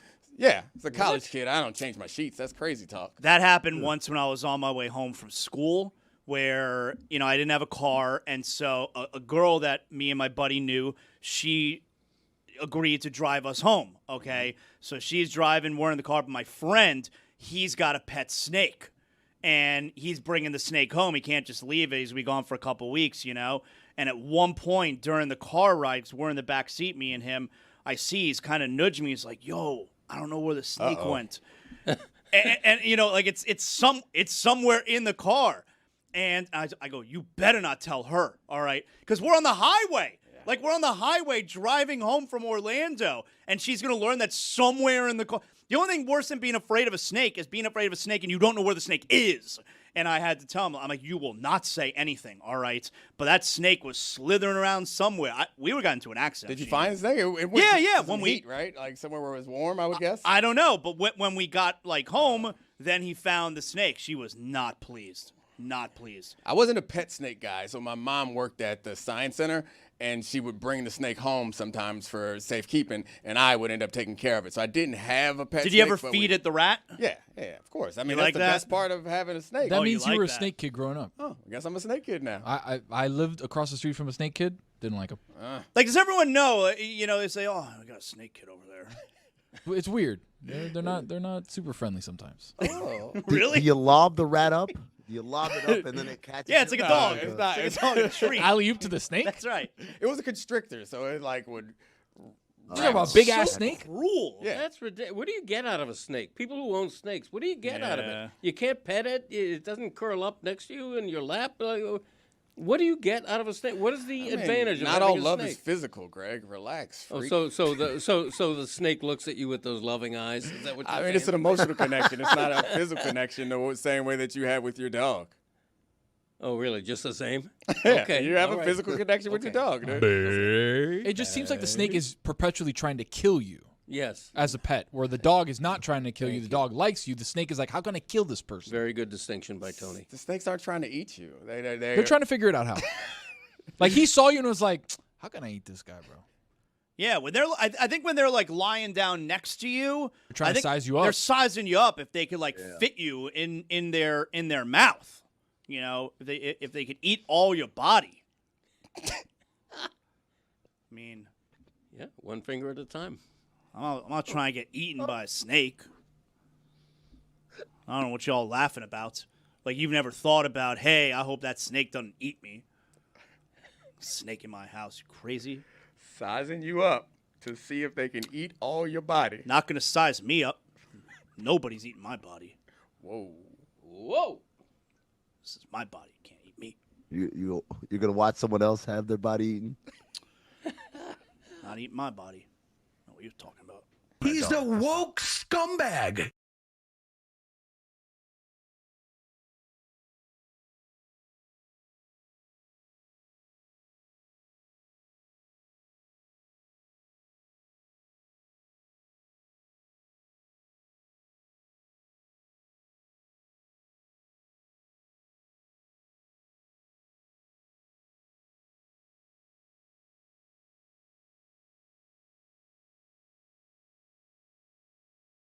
What is the Nick Bobic? It's a 60s song. The name game. Nick Bobic. Banana Bofic. Me, my Momic.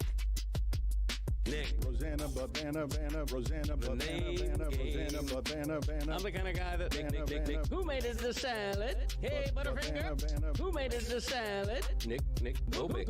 Who made it the salad? Georgia.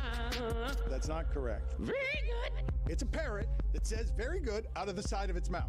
That's correct. What does this have to do with the name game? I'm not going to take a quiz. Rosanna, Babana, Who made it the salad? Me, my Momic. Let's go States. We're rolling now, huh? That's not correct. Doesn't make it right. But don't go showering to try to please me.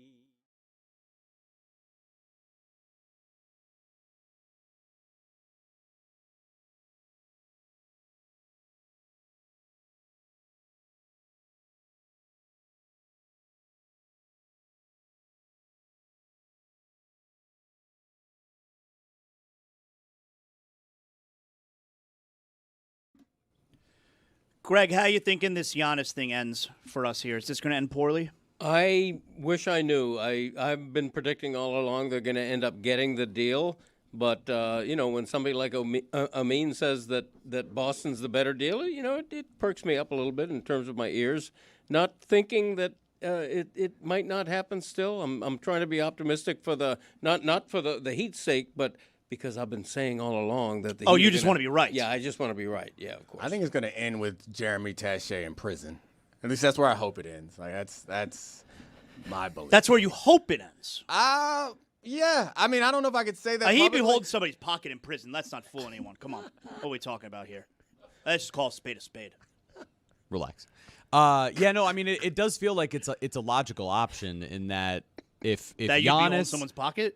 well, if Giannis ends up in Boston and then the Heat pivot and trade for Kawhi, and Kawhi gets suspended for the aspiration stuff, I have already on the air promised that I would kill Pablo Torre if that annoying. happened. Yeah, that'd be tremendous. And I did that several months ago, and so It's the outcome I'm rooting for. Pablo, be careful, man. That would be very annoying. Local sportscaster Jeremy Taché arraigned today for murder. Showed up in a Woody costume at the courthouse. Let's bring Juju aboard here. Juju, good to see you. You are a Celtic fan, so are you hoping that Boston does trade away Jaylen Brown for Giannis? Man, look, Jaylen Brown, one of my favorite players in the world. So I got one toe in the portal and one toe in Celtics fandom right now. I'm watching them. I'm a fan. I can do that. All right. Is there any, you see anyone this weekend? Did you notice anyone who was especially foolish? You have a Joker of the weekend maybe for us? Yes, sir, Bob, man. Joker of the weekend, my sister. You saw the New York Knicks won a championship, of course, so the sanitation workers painted the trash cans orange and blue. And my sister got caught red-handed on damn camera pulling out the trash. Boy, oh, come on. Rock turning over his damn grave. Come on. Girl. She is the Joker of the What a day. reference. He was in Baltimore. Yeah. What a reference. Never forget Charles S. Dutton. Yes, sir. She is the Joker of the whole weekend, man. Come on, sis. They selling them now for $168.09. You can get your own. Dominique, you remember when Rock did those episodes where they did the show live? Oh, yeah. That was awesome. I mean, I grew up in Baltimore. I was there in Baltimore, so Rock was like a particularly popular show in Baltimore. Great show. Shout out to Charles S. Dutton. What was the wife's name? I forgot. Oh, yeah. I like the episode, though, where the drug dealer moves in the house next door to them, and he dressed. Rock was not afraid of the drug dealer. Rock's dad was a little bit afraid. Rock was stepping to the drug dealer, and Rock's dad had to hold Rock back a little bit, all right? But Rock, you can't be scared. He did not step down. What I a love show. that, brother. What a show. No Also, I got a hater of the day, too, by the way. Haters of the day. It started as one, but it became plural. Tim Howard, you, sir, are a hater of the day, as well as Dan F. Le Batard. My boy started hating for no reason. My boy started hating bilingually. My boy say, no chance, zeto, indose, bro, calm down. I was surprised. You don't have to. Thank you. I was surprised that a former player would be so adamant about winning being impossible. Yeah, right. Like, I feel like, okay, everybody knows the U.S. would be a big underdog, and even if you're on that team, you understand you'd be a big underdog. But I feel like as a player, you wouldn't say it's that stepping out on the pitch, this is impossible what we're trying to do. No, it's ridiculous what he said. It might be ridiculous to say, yeah, they're going to win the World Cup. It's also ridiculous to say they have no chance. That's why I was like Le Batard. He must have been, his brain was addled because he was sick. To say they have zero chance is ridiculous. Dom, you know about that addle brain? I don't. I don't got no addle brain. That's why I asked you. I don't know. Eleanor was her name, by the way. Ah, yes. Nice. Salute. Juju, you got some post-show awards for us today? What do we got? Oh, yeah, man. In honor of my brother being in the studio, man, we got some post-show awards, man. I'm going to go ahead and kick it off, man, with the Reported It Before Brian Windhorse Award. Ooh. My brother, Single G, Greg Cody, man. Yeah, all right. Very good. Good job, Greg. Good job, Greg. Remind you to listen to the Greg Cody podcast featuring Greg Cody right now. Thank you, Juju. Also, the Guest of the Day Award. My brother for giving us as many fake laughs as we needed, Tim Kirchin. Yeah, good job, Tim. Good job, Tim. Yeah, we appreciate you. Olo. Got to know, man. You got any awards to hand out today, Dom? I had my fingers crossed for Guest of the Day, and I was disappointed that it went to Tim Kirchin. So, I got to be honest. Snubbed. I demand a recount. Yeah. Oh, you wanted to be guest of the day. I mean, I assumed. Yes. Yeah, but I feel like you're guest co-host though. Yeah. You're also here the whole week. You know how they too, do us, Dom. You know how they do us, bruh. I didn't make this list. I had to read it off. All right. Well, I do have an award. You know how they do us. Brother of the day. Juju. Hold on, I can't get my award. Oh, all right. I didn't think you had it. Give it. Brother of the day goes to Brady Kachuk. Yeah. All right. Yes, sir. Good job, Brady. Got Congratulations. brothers on the Panthers now. You earned it. Good job. Also, Brady. the Liar/Purple Heart Award goes to my brother Dan. Let's give him that one as well. Good job, Dan. You're a liar. He didn't take no damn COVID test. He didn't take it. Yeah. Sick as a dog. No one's willingly sticking the thing up their nose. It's so uncomfortable. My God. Damn hair lion. Hang with him. Juju, let's get to some poll questions for today. What do we have? Do the great ones get sick? 60-80% of the audience says no, they don't. He's a woke scumbag. Yeah. Ah, damn. I also like to remind the people to listen to Zaslow Show 2.0 today, wherever you get your podcast. Wow. Excellent. Is the person making plexiglass a billionaire? 85% of the audience says, yes, they are. No way. Woke scumbag. A billionaire? Yeah, easy. A lot of plexiglass out there. I also like to remind the people that my brother Roy and my brother, his partner, David I forgot Dwork. my boy name. David Dwork. David Dworky. There you go. They doing some great stuff over there, reporting around the Kachuk trades with the hockey show. Lock in right now. Appreciate you, Juju. Is the person making cardboard boxes a billionaire? Is the person making cardboard boxes a billionaire? 77% of the audience says yes, he is. He's the woke scumbag.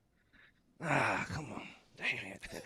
I also like to remind the people to listen to the pitch clock right damn now, wherever you are. Cut me off and go watch the pitch clock right now. man. You feel me? Can a magician ever be the greatest showman ever? 66% of the audience says no, he cannot. He's the woke scumbag. Can't believe we never said Hugh Jackman. Yeah. He is the greatest showman. Also, a quick reminder to go to YouTube and search. Search MMA Hangout right now and listen to it as soon as this is over with my brother Tony. Is James Brown's Funky Christmas the greatest Christmas album of all time? 67% of the audience says no, it is not. He's the woke scumbag. And last poll, is cocaine the greatest showman of all time? Yeah. This is a Miami crowd. 89% of the audience says yes, and those are your polls. He's the woke scumbag. Thanks, Juju. Thank you, guys.